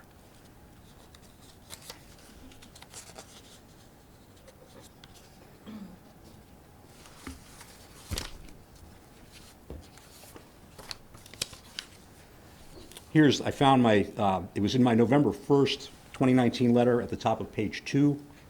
I cite to paragraph 16 of the 2008 JAM golf case, the Vermont Supreme Court case. And what that paragraph makes clear is that an LDR's incorporation by reference of a comprehensive plan provision is entirely consistent with state law. And I'll just read the one sentence that we squibbed there. In the JM golf case, it says, here the city has chosen to incorporate the city plan into its bylaws, see, and they cite an old bylaw section, due to the broad authority, this is the Supreme Court in 2008, Vermont Supreme Court, due to the broad authority granted to towns to implement their city plans, we cannot conclude that this LDR section is an unauthorized method of zoning regulation. By the way, it's not just the Vermont Supreme Court that says that the city can do what it did by incorporating map 7 into its LDRs. There's a state statute on point 2. And that's also quoted in my November 1st, 2019 letter at page 2. Here's what the state legislature of Vermont said. Municipalities can, quote, identify, protect, and preserve important natural and historic features of the Vermont landscape, quote, unquote, including, quote, significant natural and fragile areas, unquote, and, quote, outstanding water resources, including lakes, rivers, aquifers, shorelands, and wetlands. And the citation there, it's in the letter, is 24 VSA, section 4302, C, 5A and B. So we've got the Vermont Supreme Court telling us in 2008 that municipalities like South Burlington can incorporate comprehensive plan provisions into their bylaws. The city did that. And we have the state legislature telling us that municipalities can protect important natural resources in within their borders, including water resources. And the city did that. So, in closing, we do not think, with the utmost respect, even assuming everything that the applicant said about BioFinder and the open space report is correct, I don't believe that it is, and I can file something in writing to that effect if necessary. I don't think that should be necessary. But even if everything they said were true, it doesn't matter because the map is the map is the map. If they don't like the map, they have outlets to go to. They have municipal bodies they can go and complain to. This DRB is not one of them. So I'm happy to entertain any questions, try to answer them as best I can. I would like the opportunity to file something in writing if this board is going to entertain the concept over our objection of field delineation of riparian areas. Thank you. So we're done with the public comment session. I would like to discuss amongst the board our options. Our options are A, close, and then go into deliberative session again. B, to continue to allow more information to consider. And I don't know if there's a C option, which is if we continue, we are creating another hearing. Correct, Marla? We are not just continuing for the purpose of receiving written information from either the applicant or interested parties. Is that right? If you want to continue to take additional testimony, I think it would be helpful to be specific about what additional testimony you're looking for, but you can certainly continue to take additional testimony. In order to receive it and then close and not a Oh, I'm sorry, yes, you would have to have another hearing date. hearing date set, but that may not mean a formal presentation if we're just want to receive stuff in writing. I think that there needs to be an opportunity for presentation. Yeah, I agree. Applicant has a suggestion? Just a comment. Your warning was clear that you're going to take testimony on riparian connectivity and riparian corridor. Yes. We prepared information and presented to the neighbors had every opportunity and ample time to prepare information and present it to this committee. We would request that the board close the hearing. Thank you, Paul. Can I respond to that? You still have time on the clock. Oh, good. If I have the floor, I'd just like to respond briefly to that. Briefly, please.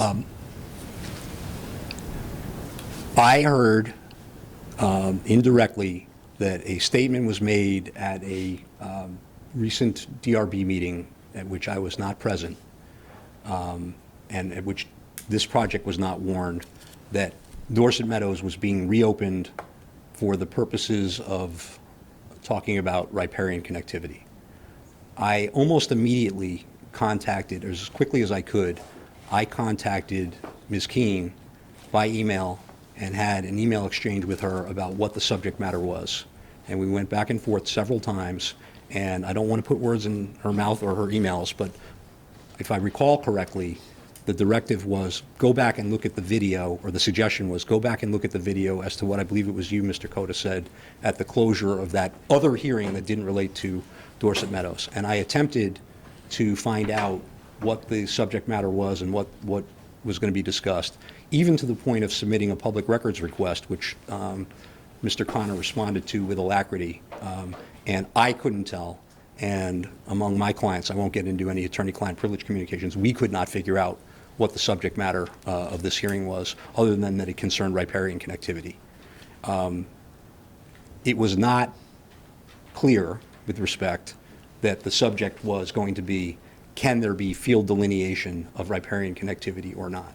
Yeah. And to us, it was not clear, and I attempted to determine that using the means that were available to me, which was email communication with Ms. Keene and a public records request. So I'm not asking for a ton of time here. I think 2 weeks would be sufficient. Again, we don't think it's necessary at all, and that you shouldn't even be entertaining the concept because it's not called for or provided for in the regs. The map's the map. You don't get a do-over to try to redraw a map. But if you're going to entertain that concept, we would like to submit something in writing with respect. Oh. If I could address this limited point, your agenda was pretty clear. The agenda came out Friday night. It says the Development Review Board reopened to take additional testimony limited to defining riparian areas as they relate to LDR 9.06B3 and Comprehensive Plan Map 71505 Dorset. Yes, I believe that appeared on the website sometime late Friday. I received on the website on Wednesday. So the information on the website, if I'm correct, is on Wednesday.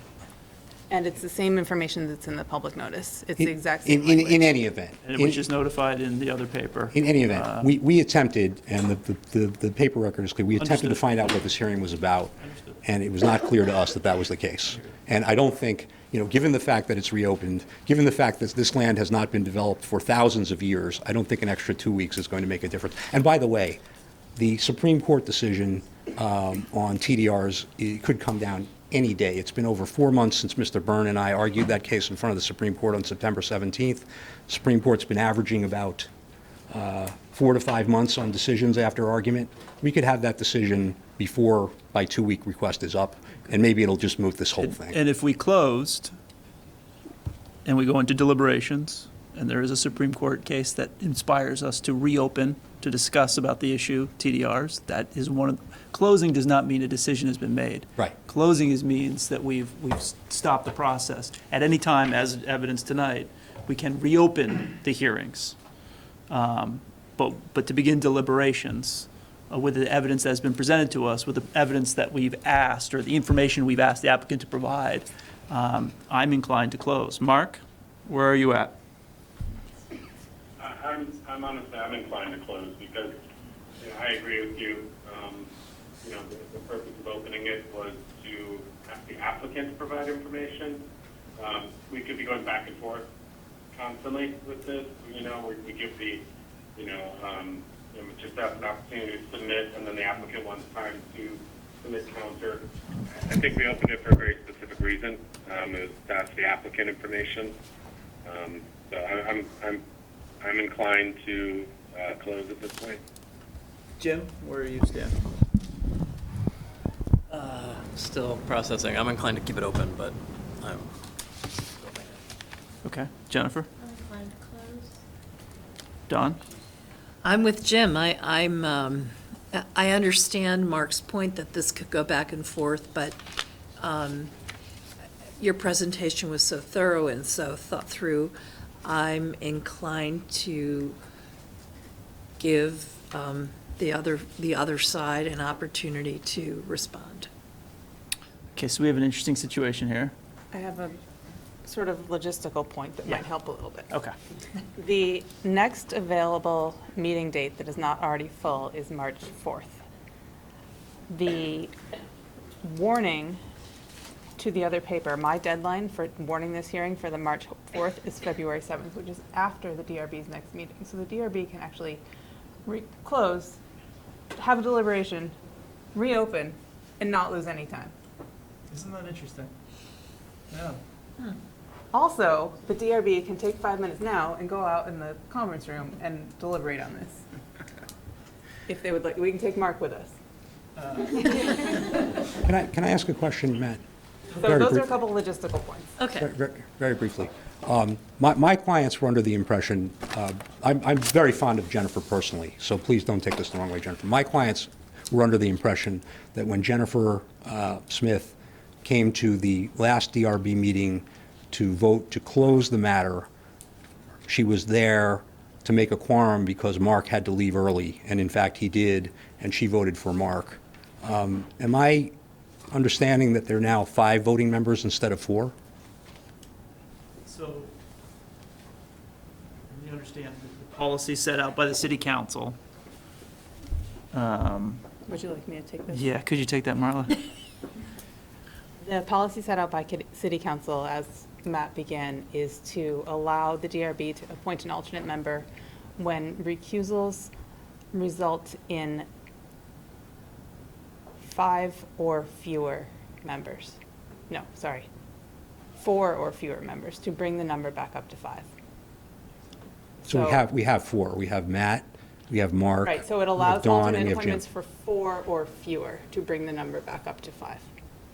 So since the number was 4, with 5, we were allowed to bring it back up to 5 by calling on the alternate. And the city council has to approve the alternate, is that correct?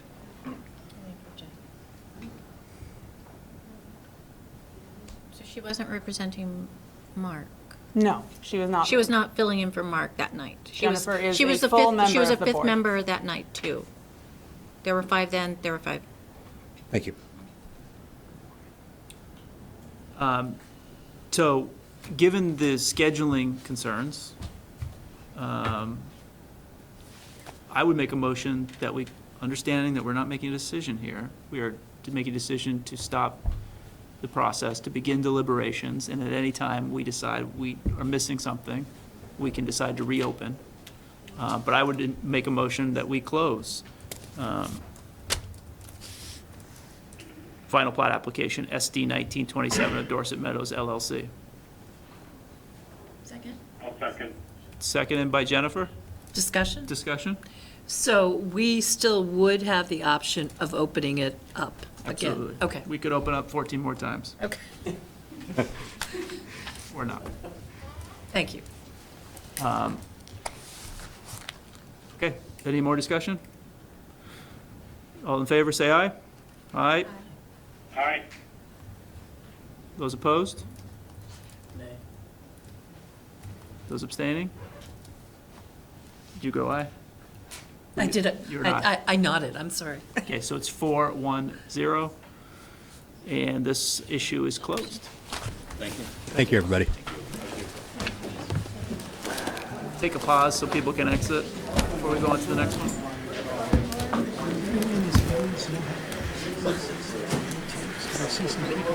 Hi, Jennifer. See you in a little while. Just sit at the back, Jennifer. Yeah.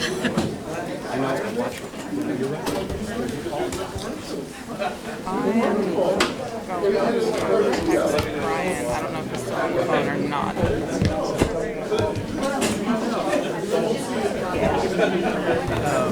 I like Marla's scheduling. Yeah, because usually it goes out.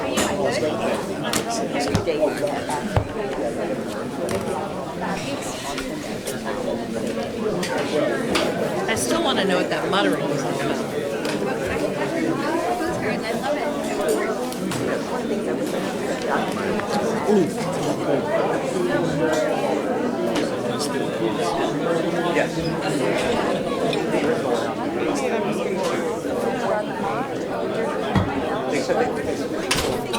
They all muttered when they showed that picture. Because we're going to take a break.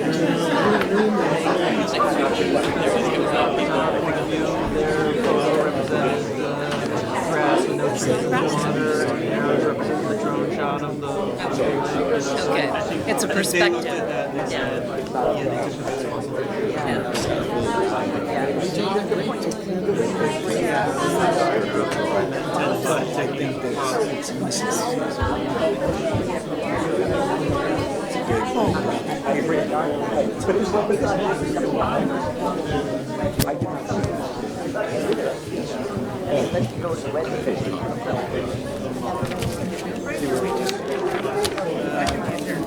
Go ahead, be a jerk. I'm running for council, I can't be a jerk.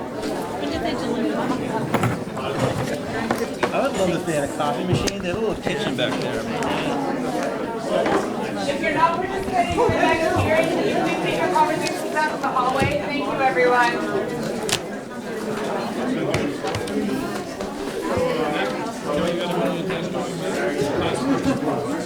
How are you? Hey, good. Congratulations on running. I don't know if that's a congratulations.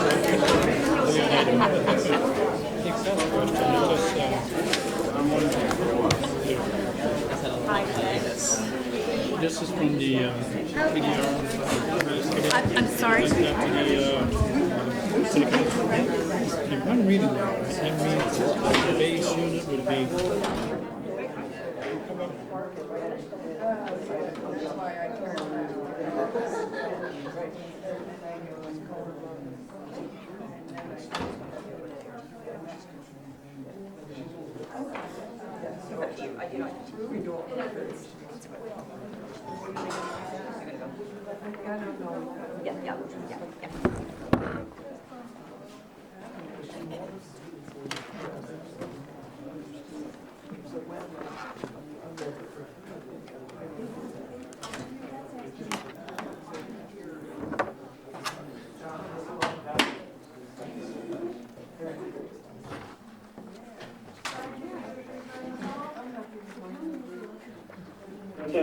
Mark, are we still there? Okay, we're back on the record. Thank you, Charlie. And we're now item number 8, sketch plan application SD 2001 of BlackRock Construction for a plan unit development on existing developed 6.19 acre parcel. The plan unit development consists of 2 lots containing 22 dwelling units and 2 family homes and 10 units in single family homes at 550 Park Road. Who is here for the applicant? Benjamin Avery, BlackRock Construction. Hi, Benjamin. Brian Courier, O'Leary Burke. Brian, how are you? Good. Tell us a little bit about the project. Well, Oh, sorry. Any disclosures on the Just board? that BlackRock and their mother company were once upon a time my tenants. They no longer are, but just bring that up so there's no questions. Thank you. Appreciate that, John. Any other disclosures? Okay. Go ahead, Benjamin. so thank you to the board for your time tonight, and particularly staff for helping us navigate through what's been a little bit of a complicated process to read. It's my error, Benjamin. I just want to let anyone here know that this is a sketch plan. And a sketch plan is a high-level review, discussion where an applicant receives feedback from the board on major elements of a project before it's fully designed. During the meeting, the board may provide oral guidance to the applicant, which constitutes the board's determination the application meets the purposes of the land development regulations. These comments are helped to guide the applicant to a later application that meets the LDR requirements and contributes to the goals of the comprehensive plan. It is not a formal hearing and does not result in a binding decision. That's not why you're not sworn in here tonight. We may choose a later meeting if we have remaining questions, and that future date will be announced to anyone who signs the sign-in sheet and, of course, the applicants and the abutters. So I should have said that before. Continue. The board is aware the development parcel is a 6.9 acre parcel that came to be through a land swap between the city and Jam Golf as part of a stipulated settlement. And the intent of the swap was to conserve a roughly 22 acre parcel east of the golf course in exchange for this 6.9 acre parcel, which is better suited for a higher concentrated development due to its location on Dorset Street. To orient you, this is Dorset Street running north-south, and this is Park Road running east-west, entering the Vermont National Community. The parcel is immediately south of the, is it the Wheeler Tree Farm? Is that the name of it? And is a pretty tight wedge in here between the tree farm and the road. And the intended development area would just be a circular drive off of Park Road with 2 entrances on a Park Road with houses both on the inner circle as well as on the outer loop. It is proposed we are proposing 32 units, which is in conformance with both the settlement agreement and the NRN zoning district. We have created a plan preliminarily of a mixed housing type, again, in keeping with zoning requirements, and a mix of single-story, 2-story, attached housing, detached housing, so on and so forth.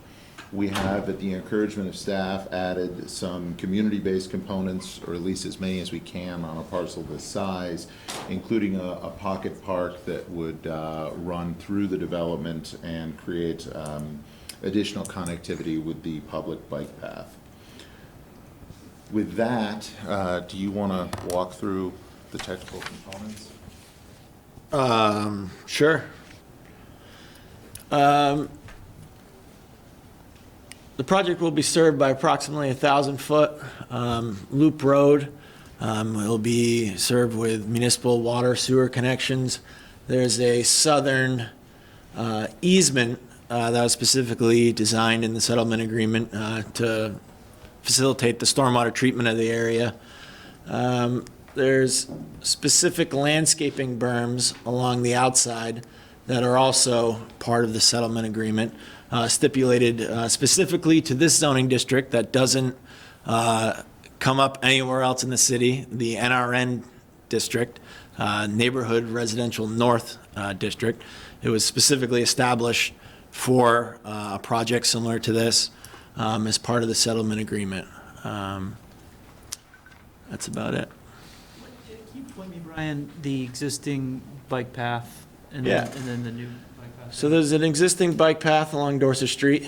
It's denoted as the high-use rec path. The one that goes further to Gulf Yeah, Road. so there's also one on Park Road that comes along our frontage, and then I believe it swings out a little bit to the east of us, and then crosses this So perennial your stream. property is not on the bike path? It's No, adjacent no, to the no, we're existing bike front, path? yeah, right about where our second connection is, it starts pulling away from our project, It but, goes back into the road? Yes. It goes through the trees a little bit, yeah, as I it recall. crosses, yeah, so what we're proposing to do is create a diagonal connection of that bike path, so. Connecting to the bike pedestrian path up Yep, top? And yep, going so- through your property to the connection there on that road? Okay. Correct. So it comes from the it's called in the zoning district, the high-use rec path, and it's going to be a diagonal connector to the low-use rec path through the development. Are you going to have to repave part of that rec path? Beyond the obvious new part? Yeah, where we cross it with the road and, I was wherever. hoping you might go right on up the hill because there's pretty bad up there. No, just where we're impacting it. Is there anything else before we step to the comments? Nope. Okay. The first comment from staff on this sketch project is talking about circulation traffic management strategies. The criterion was found at the master plan level to need further review under applications of individual phases, of which this is. The applicant will be required to provide an estimate of vehicle trips at the next stage of review, and the staff is recommending that we talk about whether or not the applicant perform an evaluation of delay/LOS at the adjacent Park Road, Dorset Street intersection as part of the next application. Marla, can you define what delay/LOS is? It's level of service. Level of service. Delay is we're talking about the, How long one has to wait before there's a break in a traffic to Got it. pull out. great. Board, what do you think about that? Should we require that? Basically, the board, V-Trans requires that anytime there is 75 trips generated at an intersection. So for larger projects, obviously, it's a no-brainer. If this is a highly loaded intersection, I don't live in this part of town, so I don't know if it's a problem, and if the board wants to see a study there. You probably live closest. Well, John and I both do, but, if you're coming off of the Listen, condos. I blow by it all the time. My guess is it is tricky to get out, but I don't know for sure. Not feeling like a level of service deary, though. No, there's obviously the break from the light giving you uphill brake. I come out of and do a left turn out of my house every day, and there's brakes. So I would not say that this is a real problematic level of service, but that's just a guess. So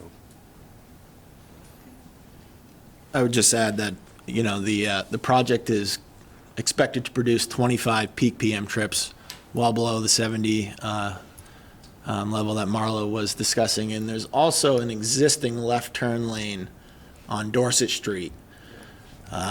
So we don't have to really worry about a left turn warrant or something like that. It was done as part of the golf course development.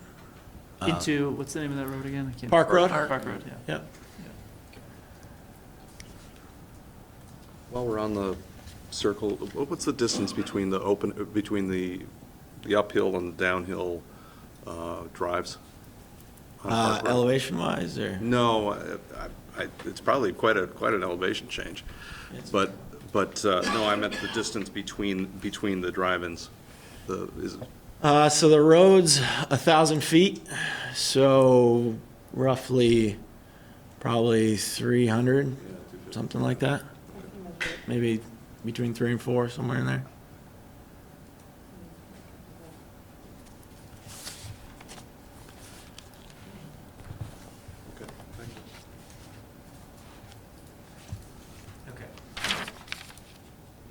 Item 2, staff recommends talking about additional standards for the SCQ NRN, the street block and lot pattern. Staff recommends the board talk with the applicant about the proposed recreation path, how it will be demarcated to ensure it is perceived as open to the public. That's a good point. Can you go back to that map, Delilah?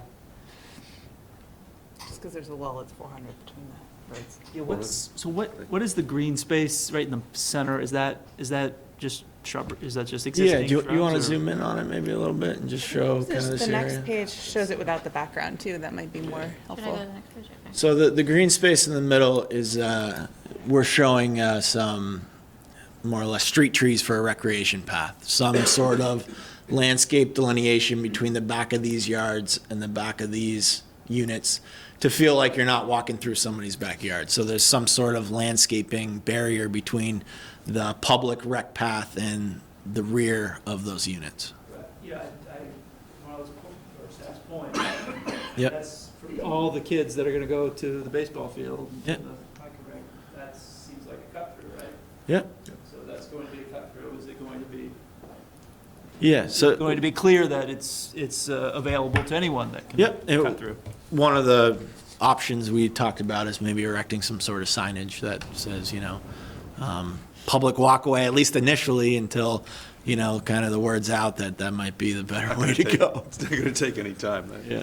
That corner is a good cut. Yeah. Yeah. My son will cut through. So it is it's a fairly steep, some part of it's gotta be fairly steep, right? Yeah, the steepest section of this road is 10%. So it's not terrible. What's Park Road? Do you know? Less than 10%, just Less than looking at the 10%? contours. Yeah. All right, well, I think it's a good idea to mark it. I don't know what the rest of the board I feels. mean, what would make sense is, there are posts Yeah. showing where, at every major corner of the bike path. And if you could just say bike path south this way, bike path north this Yeah. way, that would do it. Is this intended to be dedicated to the city, or would it be privately maintained? The central open space? There's no wrong answer. No, I haven't really thought through that. I think that we would envision the bike path itself being maintained by the city and dedicating that. As far as the landscaping, I think we would envision that as being a component of the association. So, you may have already, but I recommend you talk to Sean and Kathy and the folks at Bike and Ped about that. We'd certainly love to hear their thoughts about dedicating to the city or about demarcation or anything. If you had them and show them the plans and they could provide comment to us, we would value that at the next stage of review. So is this bike path that cuts through the proposed development, is that what you're calling the pocket park? Yeah, it's intended to be public use space. Okay. We saw some aesthetic advantage to sort of cutting that corner from the neighborhood up through the tree farm onto Dorset, as opposed to all the way to the corner. And again, it's a small parcel, so Right. we're somewhat limited in our opportunity to create community components. Yep. So we saw this as an opportunity to make a nice amenity to the existing bike path. We're a believer in public bike paths. We think they're an outstanding amenity, not just for the community as a whole, but for the residents who live here. Okay. Let's move on to item number 3. Lots must have a minimum width to depth ratio of 1.2 with a ratio of 1.25 to 1.5 recommended. Staff recommends the board discuss whether the applicant, their planned distribution of land, whether all units will be on common land or whether they'll be individual lots. Have you made that decision yet? These were intended to be footprinted, so footprint lots. The duplexes and the single-family homes, all footprint lots. With an HOA. With an HOA that manages all of the common space, so lawns, snow removal, what have you. Yeah. For single family and duplexes, the same, everyone's, yeah. Rubbish separate, right? Item number 4, staff recommends the board discuss with the applicant the need to provide 26 feet of pavement or reduce the pavement width to 20 feet. Is this, now where is this in the, So the NRN specifically allows 20 feet of pavement width if the board finds sufficient off-street parking is provided to accommodate the parking needs of the uses adjacent to the street. So if the board does not find sufficient off-street parking, then it should accommodate parking, which is a minimum of 26 feet wide. okay, so if this housing needs parking, wait a minute, now, we're under the old rules, right? No. No. Oh. Yes, we are. Yeah, we're under Yeah, we 26 are. and the 16. Right, we are, yep. Phew. We have some ability to enforce parking in this town.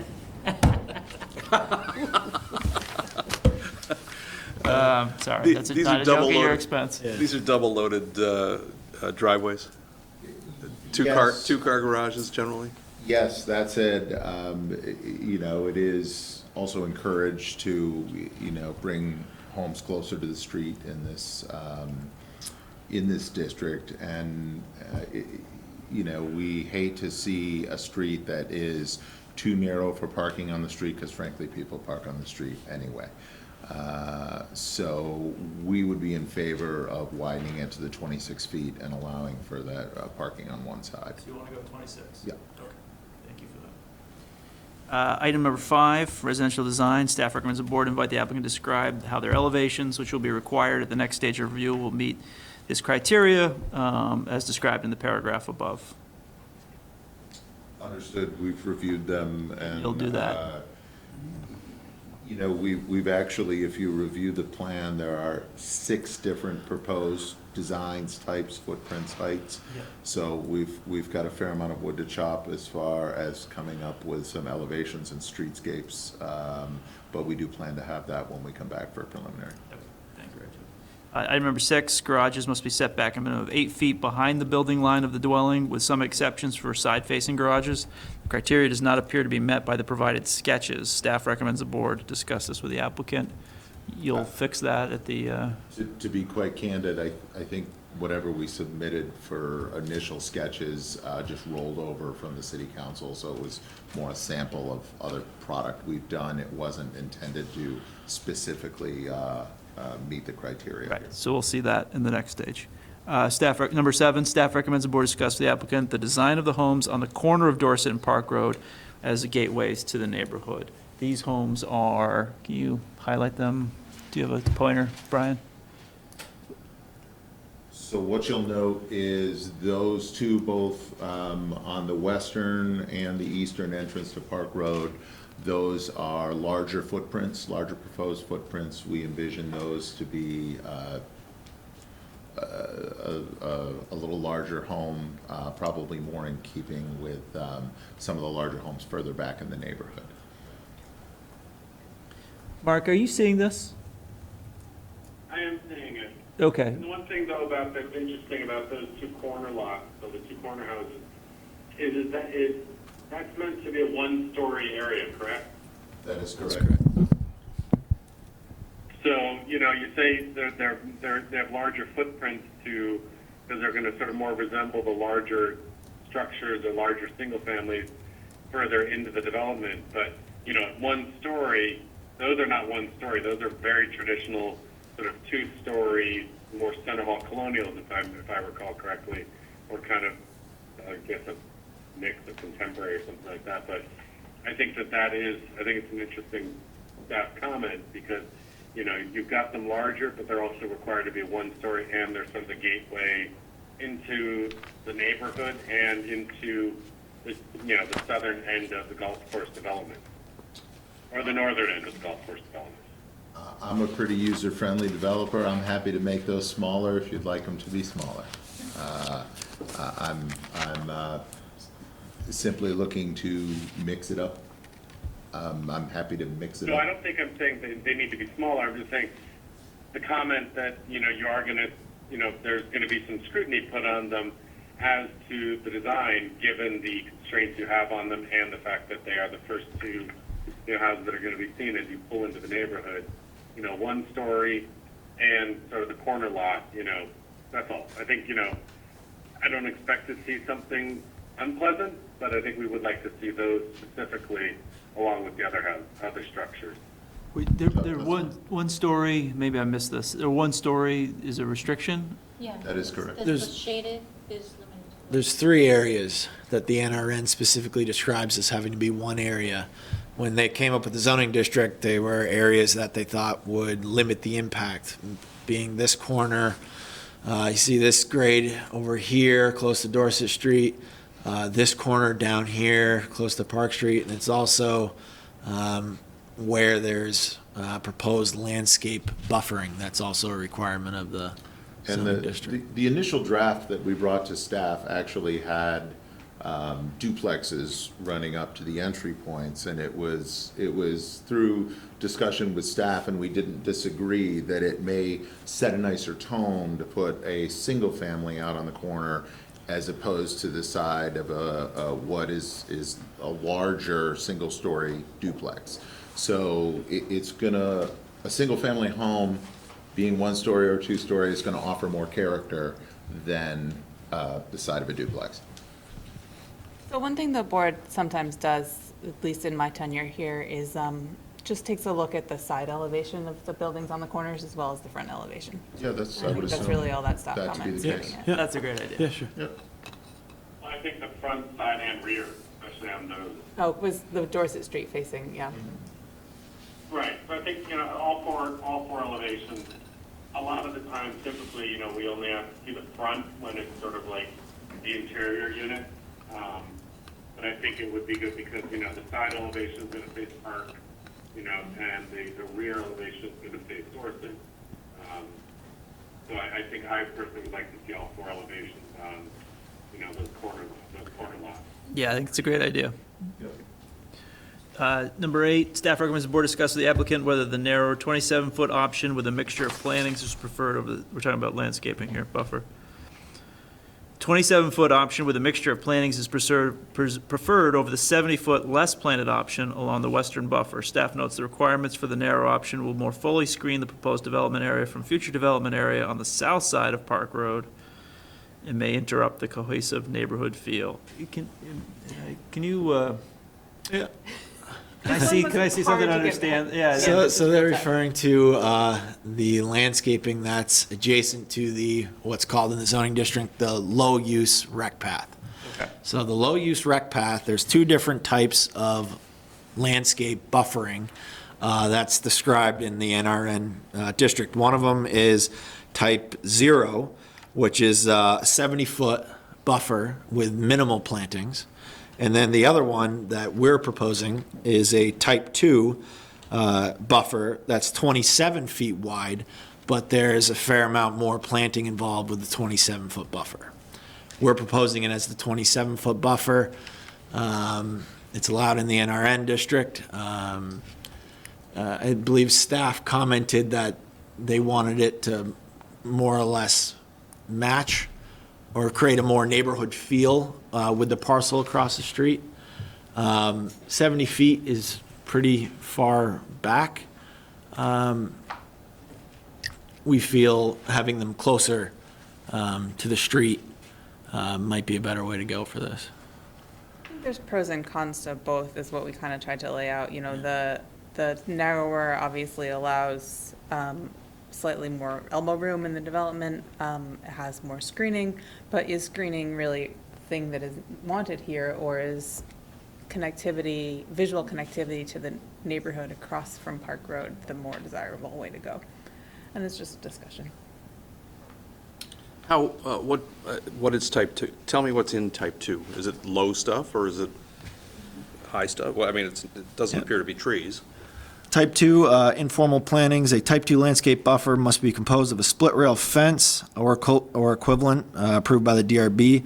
Major trees, a partial understory of small trees, and a berm with mixture of shrub-type plantings.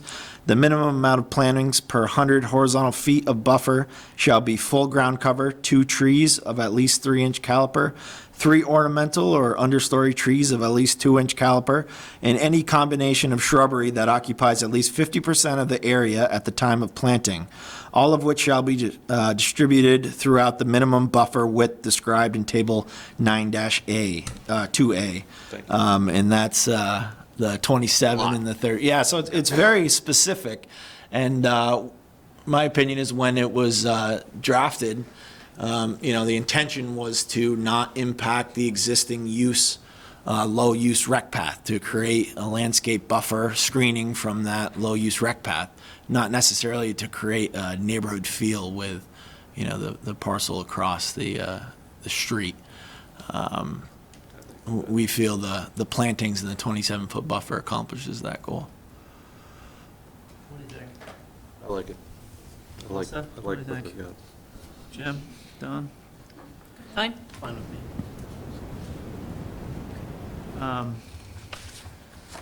Number 9, staff recommends the board discuss the applicant the need to provide a specific landscaping planning plan, which you'll do at the next stage of review. Okay. Yep. And number 10, staff recommends the board discuss with the applicant the required minimum landscape budget, as this may affect the applicant's desired planting in compliance with requirements in 9.07 shown above. Yep. We're familiar with that. You're on it. Okay. Any other comments from the board or the applicant with regard to this project before I open it up for public comment? Not seeing any? Is it- Are the larger, what I think are duplexes in the shorter section, or in the one-story area, are those duplexes too? They're just Correct. larger footprints? No, those are duplexes. So you're just getting more on the first floor and spreading them out? Just checking, just wondered. And the 2 at the other entrance, at the easterly entrance, are the 50 by 50 and 60 by 40 are single family? Correct. And by the way, I like the community garden plots, that's very nice. Yeah. Are you going to get water to them? Just asking. Any comments from the public regarding this application? Come on up to the microphone, Roseanne. And state your name for the record. My name is Roseanne Greco, and I know what I'm about to say is not in the LDRs, but I'm still going to put it out there. In light of climate change and environmental concerns, I would urge the applicant to put in that, if possible, the most energy efficient units there, hopefully, ideally, net zero.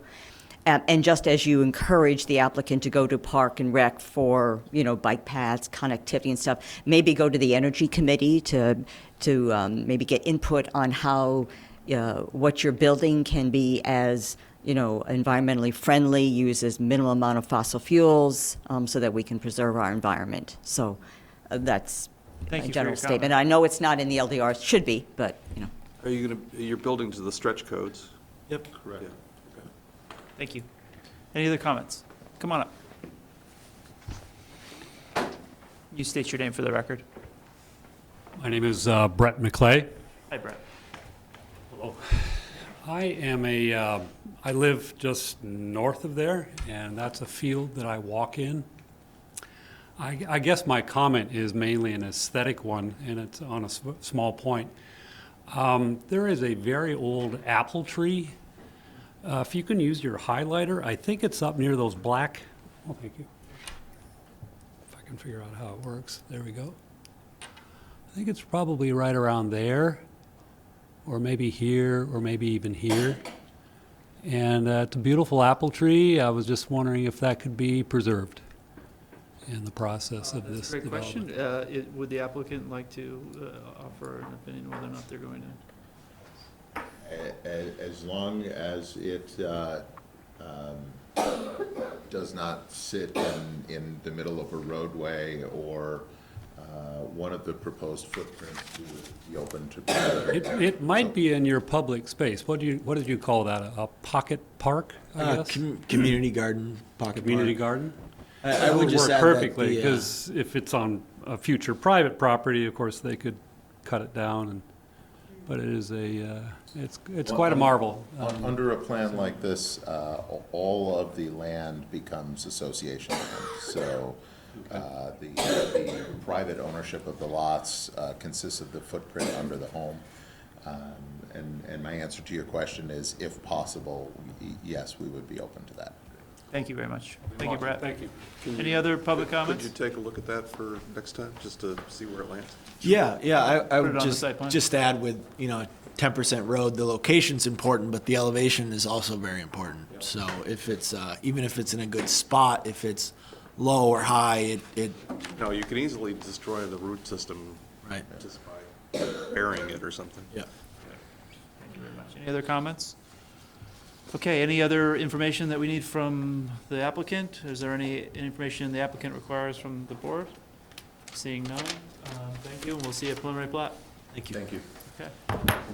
So that leads us to item number 9, continued miscellaneous application MS 1903 of South Village Communities LLC for approval of an overall affordability plan for a previously approved multi-phase 334-unit planned unit development at 1840 Spear Street. Who is here for the applicant?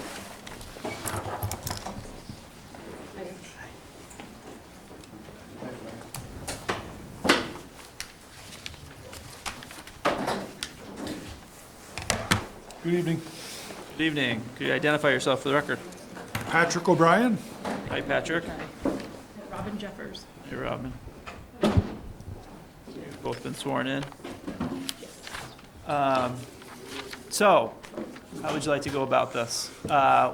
We have had deliberations to discuss the affordability plan, the different options, the 4 different options you presented, and then, of course, any other options that we might have come up with or thought about. Before we start that conversation, is there something that you would like to present to us or show us of your further thinking since we last met? I have a few brief comments. Sure. Then I came up with a really quickie little evaluation tool that I thought would be helpful based on the options that we had presented. Okay. And the feedback that came about at the last meeting. If you have other ideas, it probably won't, it may or may not encompass what you came up with, but I thought it might be helpful. Yeah, no, why don't you start with that? So my statement is that we're just excited about the options of the duplex design. We believe it's 100% in keeping with the South Village style and design. And all of the designs are in relationship, just the distribution to the pre-existing, meaning all the other things that were proposed, the units, the mix and the distribution are pre-existing. They're not a new style of unit, which the duplex is a new style. And the new style will be offered both at market and at affordable. So they'll be identical units. The affordable shall be the very same as the comparable market rate units. They'll be subsidized. And a lot of the comments referred to the density on lot 11 in particular. And we just wanted to point out, and I was in the notes that we contributed, that the number of units when in the maximum plan, which had 17 buildings on lot 11, is actually slightly less dense than the area, if you could just go back to that map, that's down in the bottom corner. That has 18 buildings in an area that is actually smaller, so it's a tighter configuration of buildings. So, pardon? Southwest? Bottom left? The bottom. What Robin's point is that the proposed density here is in line with certainly this area, and certainly where we have, for example, a couple of 12-plexes on just over an acre. Are both of those areas fully built out? Like, the board could just go drive through and look at them, Yes. right? They could drive through and look at it, it's completely built out.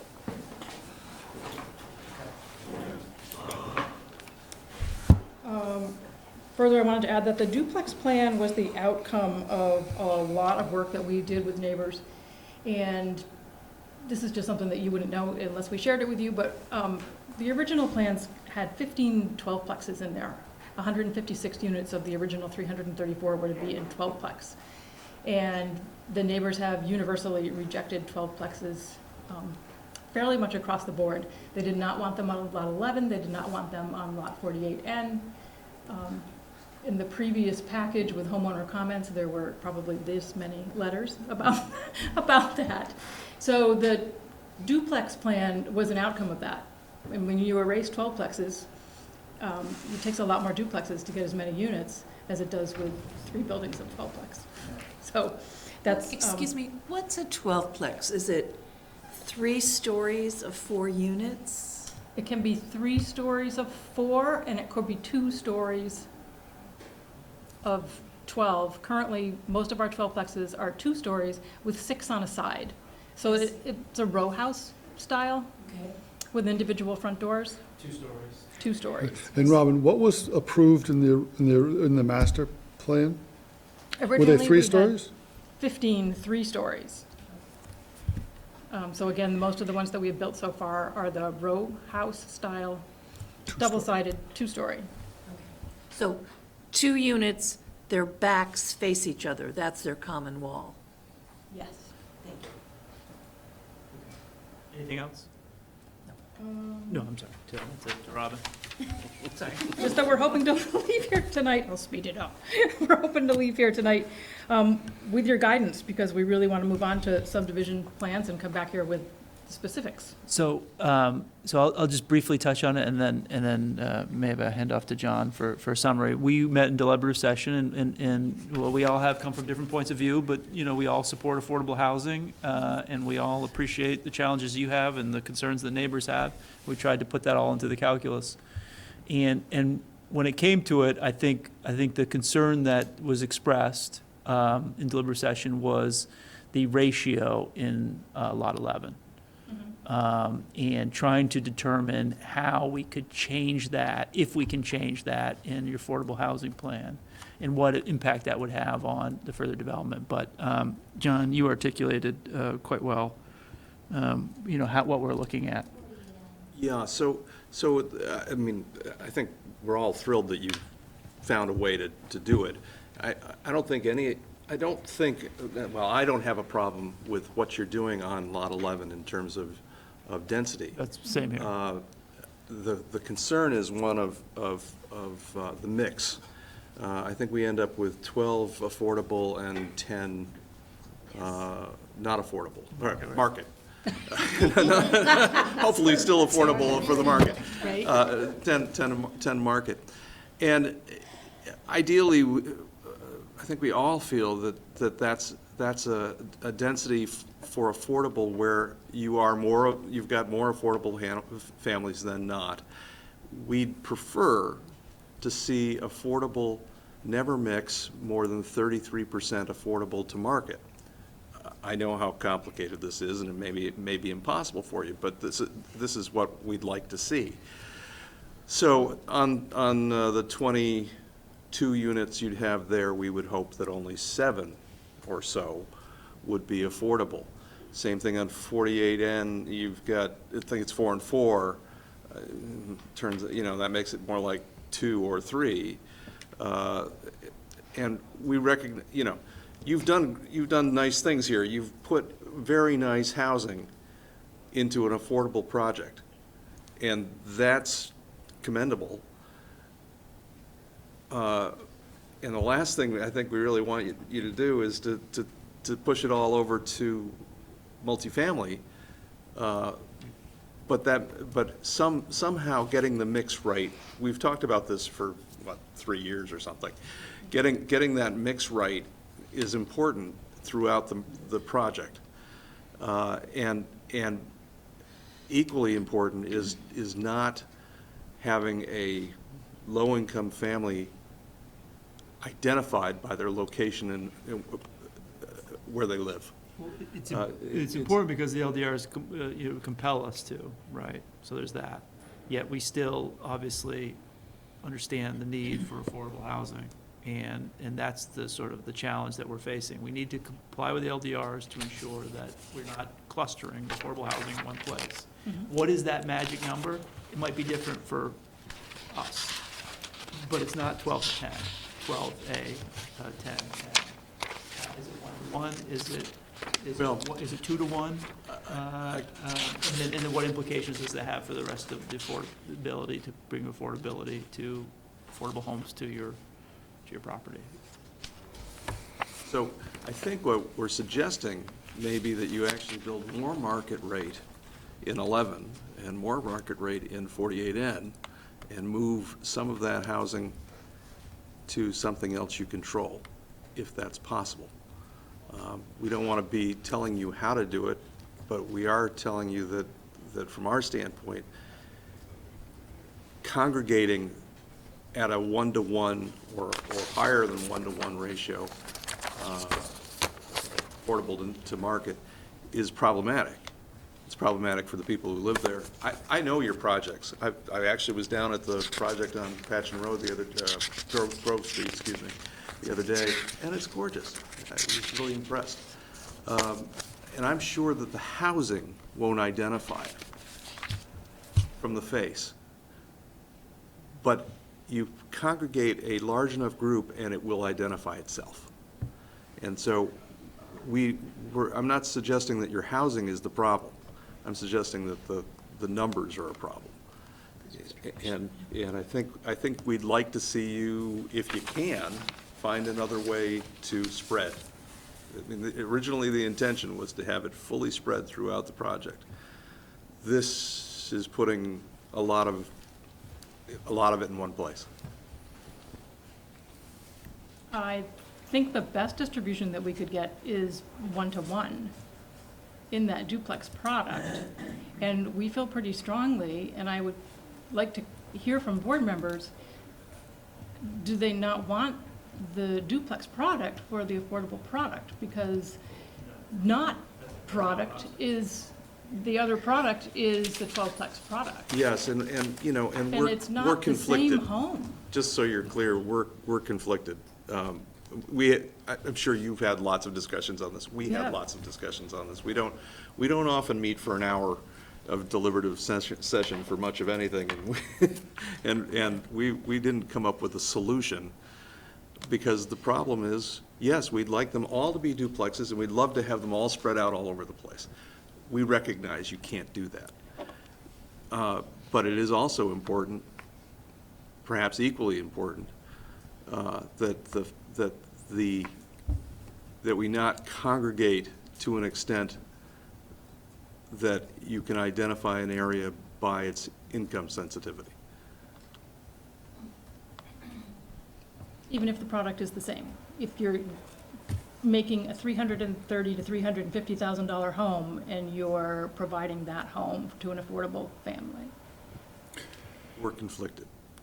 Yeah, and that's a, Believe me, we think what you're doing is terrific. The question is there any other way to skin the cat? Can you move home? Can you move? you know, we understand your question. Can you get and- to a different ratio than 12 to 10 by shifting something around? You could do, the tool that I came up with had the 12 to 22. It had 14 of 28. It had 16 of 32. Which option you're talking about?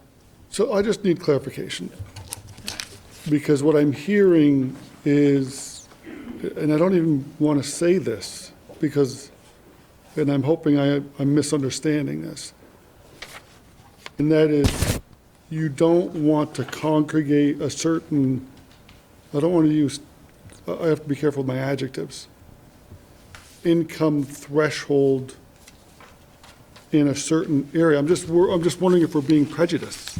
Well, we don't. And I know that's not the intent, but I think No, that's kind of what I'm hearing. I mean, the intent, what our concern, my concern is, and I think the rest agree, is that you can identify, I'm driving onto lot 11, I got a 50-50 shot that I'm gonna ring the doorbell on a lower income project. Or unit, yeah. But it's not, this isn't low-income housing. This is affordable. Patrick, I completely understand that it's I mean, at best, it's moderate income. Workforce. Workforce income, right. But nonetheless, you know, in the book of things that we need to be concerned of, this is one of the big items. One of the big items is also trying to get good workforce housing. And you've done that. You're putting a lot of it in the same bucket. And, you know, if we knew what we knew today, several years ago, right? Yes. We would have said, no, guys, get it in the project now, get it in early, and make sure that we have identified where all of those units are, so that we could deal with that. I mean, going all the way back to Dave Scheuer, right? I mean, this is not an SD Ireland problem by itself by any means. We're all trying to figure out a way to make it happen, but what we want is everything. And, you know, we all have to work together, understood. But there's a little bit more irony in that while it's true, you would have a 50% chance of knocking on the right or the wrong door, you're not going to be able to tell once that person opens the door. True. By looking at that person. You're not going to be able to tell by looking at the building. Right, I agree. And, you know, so, and that's kind of the way we've set this up. I mean, that's. But there's even. And had this furthermore. worked the way we'd hoped. Right, agreed, yes. You'd have no chance of knowing in any case, in any area, that you were in a lower, in a partial equity house or whatever it may be, versus a 50-50 shot. And that's concerning. That's all. Is it fair to say that we're concerned that Lot 11 might become stigmatized? I don't. Is that too extreme, John? I mean, I think this is a general concept rather than a Lot 11 concept. I mean, you can apply it to, I mean, if you took one of your 12 plexes and did it 50-50, we'd have the same issue. So it's not Lot 11, but in fact, Lot 11, in my mind, is the least concerning for me personally, because you're building a duplex product for workforce housing. I mean, it's really what we wanted you to do. Transferring some of these to a multifamily project may be something you can consider. It's not really what any of us were aiming at. But we'd like to end up with the same number of units. We'd like to end up with no possibility of stigmatization. We'd like to have it all. And we have at least two members of the Affordable Housing Committee here that I'd like to hear from. Our goal is to have this conversation, close, and then deliberate and provide as much guidance as we can. And of course, you know, leave it, rather than just check off option 1, 2, 3, and 4. You know, what we're trying to do is have this conversation that we've had with you and with advocates and neighbors, and then come up with a plan that you can either reject, appeal, or comply. Move forward, sure. You're in phase 3. You've got 6 units going into the 12 plexes. I don't recall. Into the 12 plexes, Into yes. the 12 plexes. And 2 in townhome. And is there one 12 plex or 2? There's 2 12 plexes. 2. So there's a ratio, 6 to 24, that we'd actually be okay with expanding on. Right, but you're charged with approving the homes that best meet the needs of the city of South Burlington. Do you believe that the rental units, a greater spread in the rental units, which are smaller units, is better than the duplex I believe. for a family? I believe that there are several things that we're charged with doing, and that is one of them. So And do I believe that that's the best use? No. I'd rather, as I said, I'd rather have everything. I'd rather have them all be duplex workforce housing. That would be great. You don't have the ability or the money, I mean, no offense, but nobody's going to do all of these in duplexes because it's a very expensive option. And so, from my point of view, shifting some of these so that we accomplish both goals, as many goals as we can, accomplish the maximum number of affordables that you're willing to take on, accomplish the maximum amount of workforce housing, and if some of that is multifamily, because we had to make a shift in order to be able to accomplish lack of stigmatization, then I think that's what I'm asking. That's what I'm asking for. I don't know if everybody else agrees. If it's okay, I'd like to bring up members of the Affordable Housing Committee. Sandy, would you like to talk?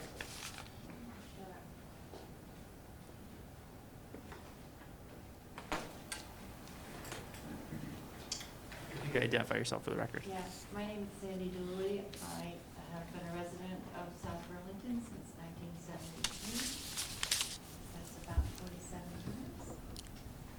And I live currently at 44 East Terrace. I'm the vice chair of the South Burlington Affordable Housing Committee, although I'm not here speaking on behalf of the committee. But I will refer to some materials of the committee, also comprehensive plan and LDRs, much of which were included in a letter I sent to you on December 14th.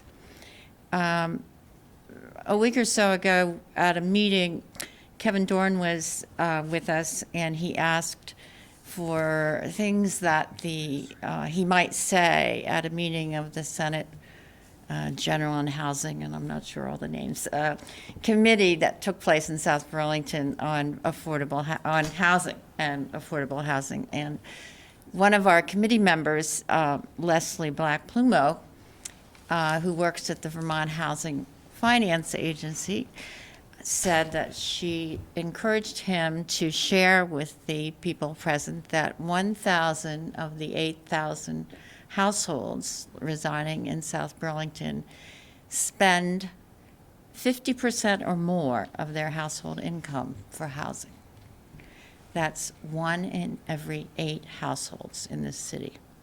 So I would like to reiterate that we have a very serious scarcity of affordable housing and people living under tremendous stress as a result of what they have to pay. They're at risk of eviction or foreclosure or not having an adequate diet or not paying the fuel bill because they're paying for too much for housing. I would also like to point out that our comprehensive plan has specific numerical goals for affordable housing. And I will repeat, I'll read again what I wrote to you in December. This is a quote from a memo from the Affordable Housing Committee to the Planning Commission. As a reminder, the 2016 Comprehensive Plan includes the following 10-year affordable housing targets. Based on the Affordable Housing Committee's report's recommendation, this plan includes targets of construction by 2025 of 1,080 new affordable housing units, 840 housing units affordable to households earning up to 80% of the area median income, and 240 housing units affordable to households earning between 80 and 120% of the area median income. In the first 3.5 years of this plan, 961 affordable units have been or soon will be constructed, and 105 units at Dorset Commons here on Dorset Street, very close to here, have been or soon will be will now remain affordable. So they don't really count because they're not new. But anyway, at this rate, 57 per year versus 108 per year, the city will fall well short of the 1,080 affordable housing target by 2026. Also, at the same time, the city has seen demolitions of naturally occurring affordable housing. I think it's fairly clear from this that it's the city's policy to support the development of new affordable housing. And I guess I would say I very much support this proposal. I think the applicant is in a very difficult situation because the earlier owners of this development did not concurrently construct and put out for sale or rent the affordables at the same time that market units were made available. Then I look at the what I would consider the applicable regulation, which is regarding distribution. The affordable housing units shall be physically integrated into the design of the development in a manner satisfactory to the Development Review Board and shall be distributed among the housing types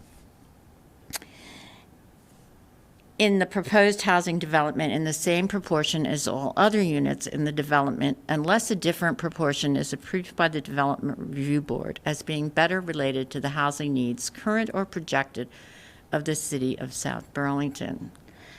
It seems to me, I'm a citizen, and I expect of longstanding resident, you to, in fairness, with all due respect to the applicant, to abide by this regulation. And I think you have lots of evidence that, given everything that has happened in the history of this development, that the proportion or the distribution as proposed is better related to the housing needs current or projected of the city of South Burlington. I guess I'd like to know, I respect your discomfort, but what is it based on? Is there any evidence that if you have a one-on-one distribution of affordables in markets, especially these are middle-income families, in a development, especially this is an unusual developer, they're going to be identical. There's not going to be one whit, if I understand, not one whit of difference between the one that's at the affordable price and the one that's at the market price. That this would cause any kind of negative impact on the neighborhood? I guess I just am very uncomfortable with, I'm hearing you're asking them to make a change based on something for which I don't hear any evidence. And I think there is plenty of evidence that we need affordable housing, and they have gone to great lengths to produce a plan that deals with all the constraints that they have been dealt with given the prior owner's actions and the neighbors' concerns. It just seems to me that given the comprehensive plan, given, now I'm not a lawyer, but given I did policy work for decades for the state of Vermont, so I did a lot of work with lawyers and I live with one. So it seems to me the plain meaning here is the proportion better related to the housing needs current or projected of the city of South Burlington. I mean, I'd really like you to tell me how what they present doesn't meet that standard.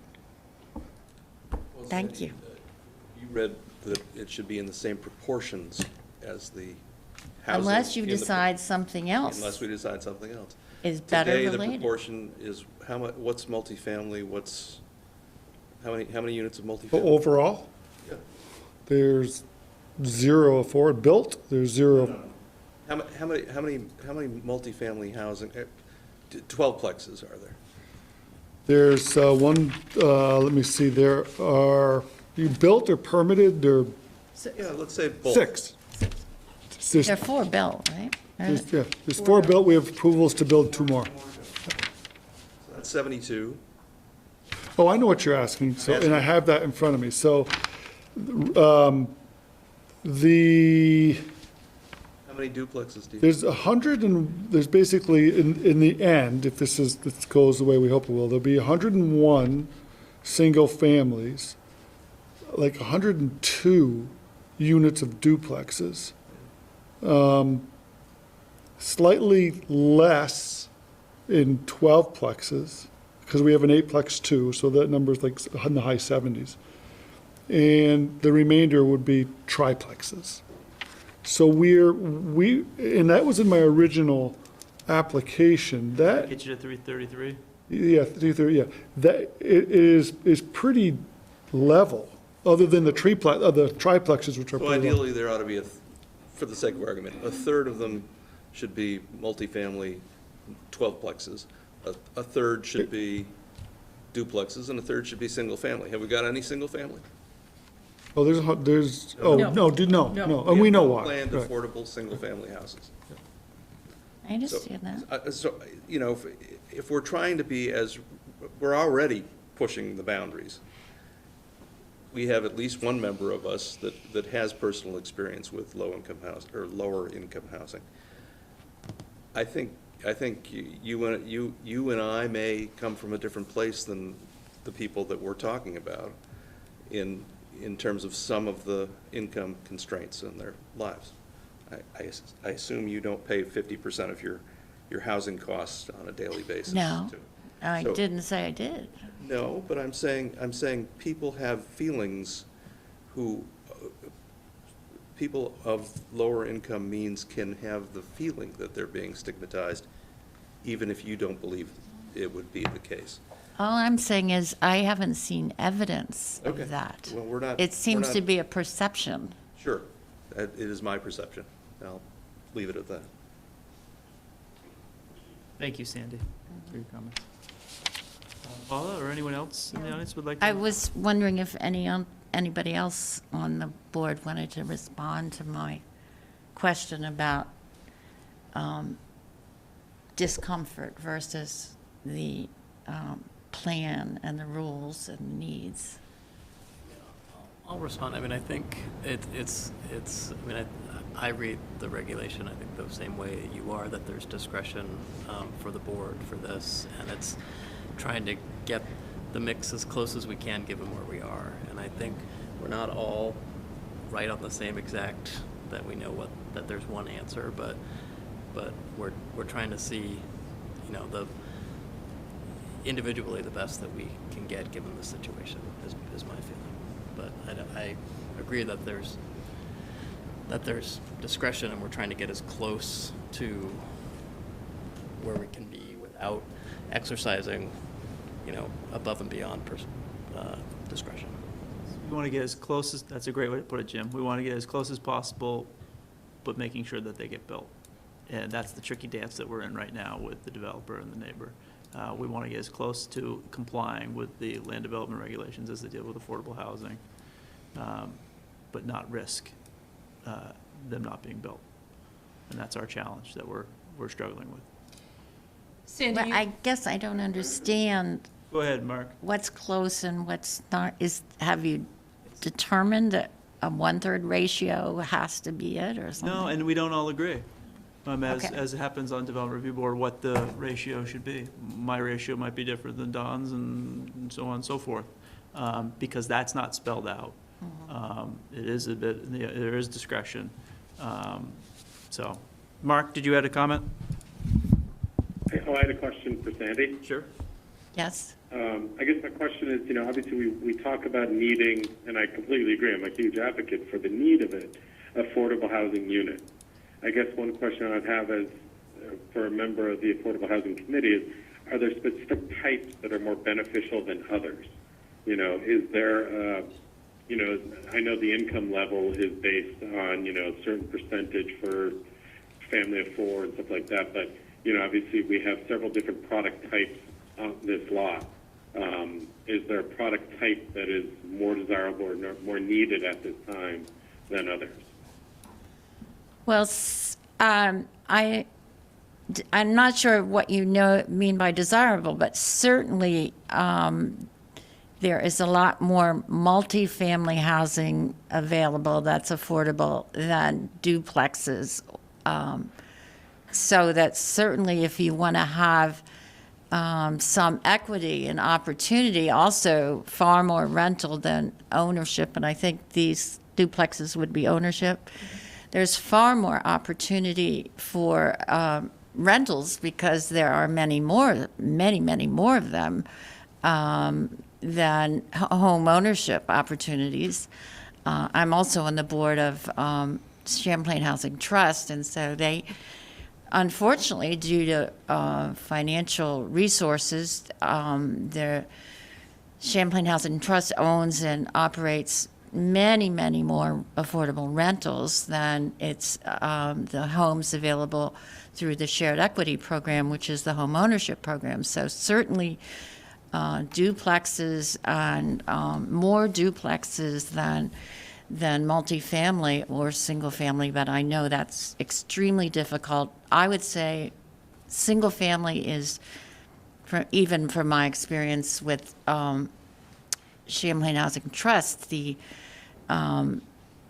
only way Champlain Housing Trust really ever builds single family or duplexes is with Habitat. And if you know anything about Habitat, that's a lot of donated materials and labor. So that in terms of where there's a greater need and you want to provide more opportunity that other families have, certainly more duplexes and more homeownership would be the answer. Thank you for that. Mark, Sandy? Matt, I have one follow-up question. Sure, go ahead. For the applicant.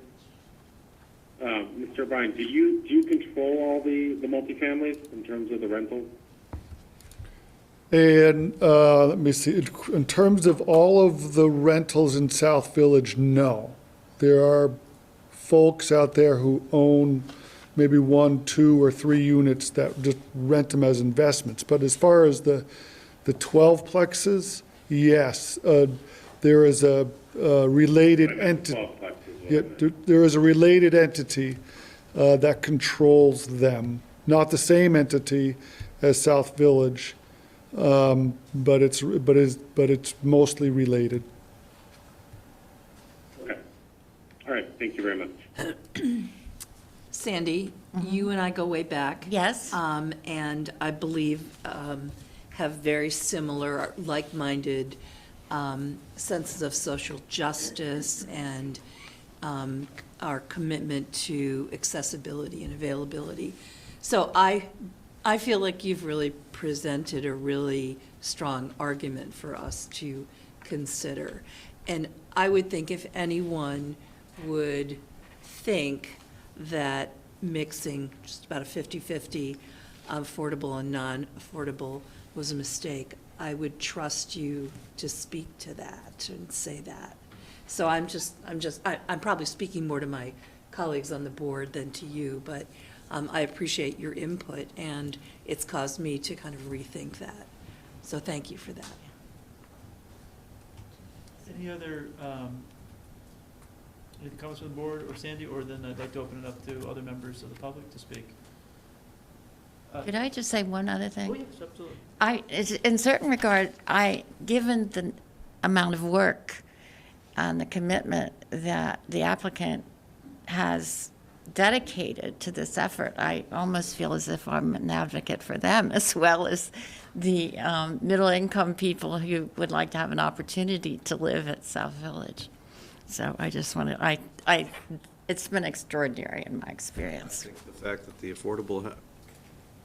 you're not representing the Affordable Housing Committee, but you have a lot of experience there. I think that this is a very valuable thing you've done. Thank you. I think you have a letter from the committee supporting this proposal, right? Yes. Yeah. Yeah, John Simpson's on the. Thank you, Sam. Does anyone else would like an opportunity to speak about the affordable housing plan as presented? Paula, why don't you come up? Everybody's tired. I will keep this as short as I can. State your name for the record if you would. I'm Paula DeMichael, 5 Aspen Drive. And I've only been in Vermont 13 years. I got into housing in Ohio because I ran a Habitat board for 5 years, and we built houses in a county where the per capita income was $17,000 a year. And we put people in houses. That's what got me into housing. Since I've been in Vermont, I've most of the time in Essex, and I said this to the city council, so there's no reason for me not to say it to you. I was seated on the committee in July, and I've been coming to the Affordable Housing Committee meetings for a year. But since I have been here twice, I have faced being homeless. And I worked all my life. That wasn't supposed to happen, but it's what happened. And the last time was this past spring, and in June I didn't know where I was going to be. And I ended up at the Pines, but the only reason I have housing is I'm Section 8. I was in the Vermont home share for quite a few years when I first moved here. So I've been on the front lines with this twice since I moved here. I appreciate your comments, and I understand what you're saying, and I understand the concern. And I feel like there's maybe a clash of priorities here to some extent. Exactly right. I come at this a little differently maybe than the people, I've never owned property. That's the irony of all this, is that I've never owned property. So I come at this a little differently. I'm thinking an overarching of the whole community. For whom are you building these houses? If we want to have families here with children who are going to stay, who are going to keep them in the school, and from what I've read in the paper and then the revision of numbers regarding the school and especially the high school, it seems that a lot of families are staying here up to a point into middle school, and then they're taking off because they want a house and they can't buy one here. And so I read this, I can't remember whether it was in the other paper somewhere, but this was something that was said about what's happening with the numbers coming up to high school. They're not there. And the high school is being floated by the students from the islands. If you want these families to stay here, they're going to have to be able to buy a house. At some point, they want to buy a house if they have kids. They don't need a big house, but they want something that's their own. And so my concern with reducing the duplexes is coming from that perspective. It's not just this discrete argument about the houses themselves or the build. And I saw South Village for the first time today, and I was impressed. And I asked him about the apartment buildings, I called them. Those are the 12-plexes, I guess. I think they're beautiful myself. I've rented all my life, and I've been in all kinds of rental situations. So I don't want to belabor this, but yes, you have to think about the project itself and the distribution. My understanding from the documents that I saw that you said last was that the square footage is going to be the same. Is that correct? Mm-hmm. Okay. How are you going to be able to tell? And he's putting a lot of frosting architecture on these buildings to satisfy the residents, correct? And so you're subsidizing even more. Looking at those buildings as we drove around today, I don't know how you would tell the difference. I suppose there'd be some way if you really wanted to look at them. I understand what you're saying, but the other issue is the whole community. Who do you want here, and how long do you want them to stay, and do you want the kids to be in the school to keep the school system afloat? So, you know, I've been looking at this from a very different angle. And I realize you have regs you have to go by. And, but as long as he's meeting the regs and the work they've done on this, I think you need to consider the total impact. If you are putting people in rentals, and these 12-plexes are beautiful, but at some point with kids, it's not enough. I lived in a mixed apartment building in Essex before I moved here, an L-shaped with senior and then families here. And the years I was there, 4.5 years, we had families move out because they wanted to buy a house. They went to the boondocks of Colchester, they went to Milton, they went to St. Albans because they can't afford to buy here. And I can't see with the prices in South Burlington, and I looked around here trying to find a rental when I was looking, I don't see how anybody's going to stay here. What you call workforce housing, that's fine. I'm not completely comfortable with that phrase, but the people who are trying to raise kids, and like I said, in my county in Ohio, we had people raising 2 children on $25,000 a year. The people who are trying to raise kids who would like to stay here and stay in the school system, are they going to be able to do it? Are they going to want to stay when all they can get is an apartment, no matter whether it's 2 or 3 bedroom? I think you need to consider that, is all I'm saying. It's the whole community and the impact of this on the whole community down the line that is also at stake here in my mind. So I don't want to belabor it. That's my approach. It's different, that's all. Thank you, Paul. Okay. Yes, sir, come on up.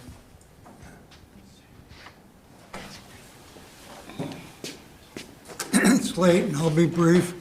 State your name for the record. Hale Cochran, I live in South Village. Hey, Hal. Have been there about 5 years.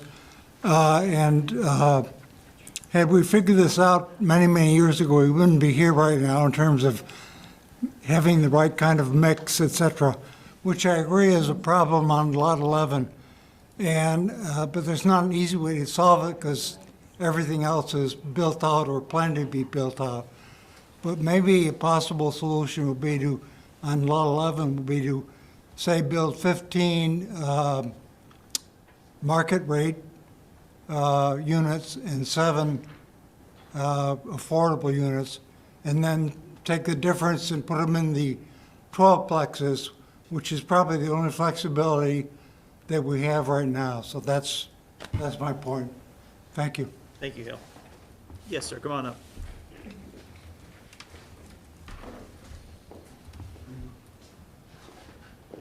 Yeah, my name is Gus Purdy. I spoke at the last meeting, and I think what John is talking about is what our concern was as residents of South Village, is trying to spread out the houses throughout the development. If it was a new development just starting out, it would be very easy. You wouldn't put them all on Lot 11. But at the last meeting, we were at 50% of the houses on Lot 11 were going to be affordable. And 6 weeks later, we're in the same place. 50% of the houses are going to be affordable on Lot 11. And I think all John is asking is if we could spread them out, possibly. And I know it's difficult. There's only so many lots left, but Section 2 has 60 homes going in. There's 6 affordable, so they're at 10% for the entire section. And we're putting 50% on one lot. It just doesn't make sense, and I think it's not the right way to integrate affordable housing into a community. The houses, the duplexes that are going in on Lot 11 are not the same as the houses in South Village. It's a different style. And they're going to be noticeable. If they could be spread out throughout the community, they would probably be less obvious. And I think that's all we're asking that's all I'm asking as a resident, to possibly look at some other options, but maybe spread them out a little bit. I think everybody would be more comfortable, the people who are buying those homes, as well as the people who are paying market rates. I'm not sure if half of the homes are affordable and the other half aren't, and they're all in the same lot, are there going to be people willing to pay the market rate for the house that's like the house that's affordable? So if they could be integrated through the remainder of the lots, I think it would be a better way to do it. We're not talking about eliminating affordable housing. We're just talking about trying to assimilate it into the community 11 years after the community has been under construction. It's a tough problem. But thank you. Thank you very much. Come on up, sir. Hi, good evening. I'm Stuart Mart. I live in Preserve Road in South Village. I want to make just a couple of points. First, it seemed that some of you were suggesting you might like to see more multiplexes. As one of the people that Robin referred to for the past 3 years, I've been saying, please no more multiplexes. I'm saying it again, please no more multiplexes. I believe that when they're on the circumference of the development, they've worked quite well. Putting them in the middle of a development, I believe, would destroy the atmosphere of the development. That being said, I believe that the developer is in a difficult position. We've heard that, 11 years ago, we should have planned for affordable housing to be integrated. We didn't, and we can't. The options that have been put forward honestly seem to me like a good compromise. The option 4 that the team put forward looked like a nice compromise. Yes, it's 50-50. I don't know that I could tell the difference, and I live there. So I think option 4 is actually quite a good compromise, and I would personally be in favour of it. Sure. Any other comments? Okay, is there anything else for the board, Brian or Mark on the phone? No, I'm good. No, I'm good too. Okay. Mr. Chairman? I think I have one more Yeah, question. go ahead, Don. So, the gentleman, I'm sorry, I don't remember your name, said that these would be a different design from the other designs in the community. I've driven around the community, and it strikes me that there's a lot of different designs. So, There are. is what he said, what are your thoughts about what he said? South Village has an inordinate amount of design requirements that were mandated by the DRB and the Southeast Quadrant regulations. And so these will be no different. So they're not going to be, and it's a tricky question because define style, but they're still going to be your classic New England traditional looking building. They're not going to, it's the same, to me, what that means is they're going to be the same style. It's a weird, I don't know what the definition of style is. But. It will be the same style, but this particular floor plan has not yet been offered. Okay, thank you. Yeah, you gave us elevations and Yes. mock-ups, Yeah. and thank you. Right. So, is there anything else that Patrick or Robin you'd like to add before I entertain? Yeah, a couple of things. I want to clarify, because the last thing that we want to do is lead anybody down the wrong path. When we say, I think we've heard a couple people say, you've heard us say that the units are going to be the same. Okay, so I just want to clarify something, that you could have a unit that may have a bump out on it. You picture, let's say we sold it, even if we didn't do it, and somebody wanted to put a bump out as an addition, whether that was a market rate unit or even affordable unit if they could afford it. So I just wanted to point that out. And of course, we want to build in some dissimilarities too, if that is even a word, with some details and such. The other thing is, both Robin and I seek some clarification. Because I honestly think, getting feedback from the board, what I would ask is, let's make a deal. If you don't condition us to meet 33%, we will try to meet 33%. We're here to do the right thing. We didn't know, and this is my third clarification, if you were going to say to us, you must have an equal distribution of 33% of each unit.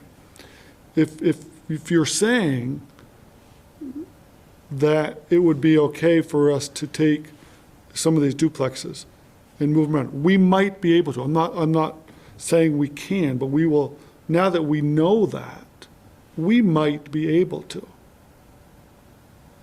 So, and then the third clarification would be, please give us, if you do approve this with conditions, a range of density? Because I'm really curious if we are going to be hovering up around the 333 range, and I think Robin and I both have articulated to you in writing what our floor is. And what I just don't want to be you to come back with a certain number. I would like a range of, even if it's just 2 to 3, because South Village, I liken to a bowl of pasta, where if you move one little strand, this one over here moves. Everything is intertwined, and we need a little bit of flexibility. So speaking for myself, Patrick and Robin, I would like to make a deal. We could certainly go back, close the session, go back and discuss amongst ourselves, debate what's the right number, ratio. Or you could take the feedback we've given you, we could continue, and you can come back with a adjustment, an option 5, so to speak. I put that in your court. I don't like that only because of timing, we crossed a huge hurdle recently in working with staff and how these things are going to be encumbered. And so finally we know what our numbers are. We are ready to go. If we don't do this now and call our engineer tomorrow and get back to you with site plan and subdivision, we're going to lose a year. We're going to lose a season. So it's your preference that we close? It's our preference that you close, and I've said this from the beginning when we came up with this, and there's 2 things. The only people that are going to know are people in this room and the people that live there and people that want to go search the land records. And we've even gone so far as to have a discussion early on, 3 or 4 years ago, with staff about what we don't want to do is we don't want to say unit number 30. We don't want to call out on the site plans which ones are. You know what I mean? So I just like to leave it at that. Robin, if you've got something to add. I just wanted to say that everyone talks about the coulda, shoulda, woulda. That's done. We're here now. We have the lots that we have. And I believe that we've all been charged with providing the best housing that we can for middle-income South Burlingtonians. And I believe that we have put forth plans that deliver that. And I would ask that you do your best to deliver it too. Yep. Okay, then I would make a motion that we close continued miscellaneous application MS 1903 of South Village Communities LLC. Second. By Don, all in favor, say aye. Aye. Aye. Those opposed? Aye. Thank you all very much. Thank you very much. Thanks for your patience. All right. I guess minutes another day. Okay, item number 10, minutes from December 17th and January 7th. Can we do them together? Okay. I move adoption or approval of the minutes from both the December 17th and the January 7th. Is there a second? Second. Any discussion? It's all fine? All in favor, say aye. Aye. Aye. Item number 11, any other business to report? Okay, with that, we would conclude the South Burlington Development Review Board for Wednesday, January 22nd, 2020. Thank you very much. Good night. Thanks, Mark. Thanks, Brian.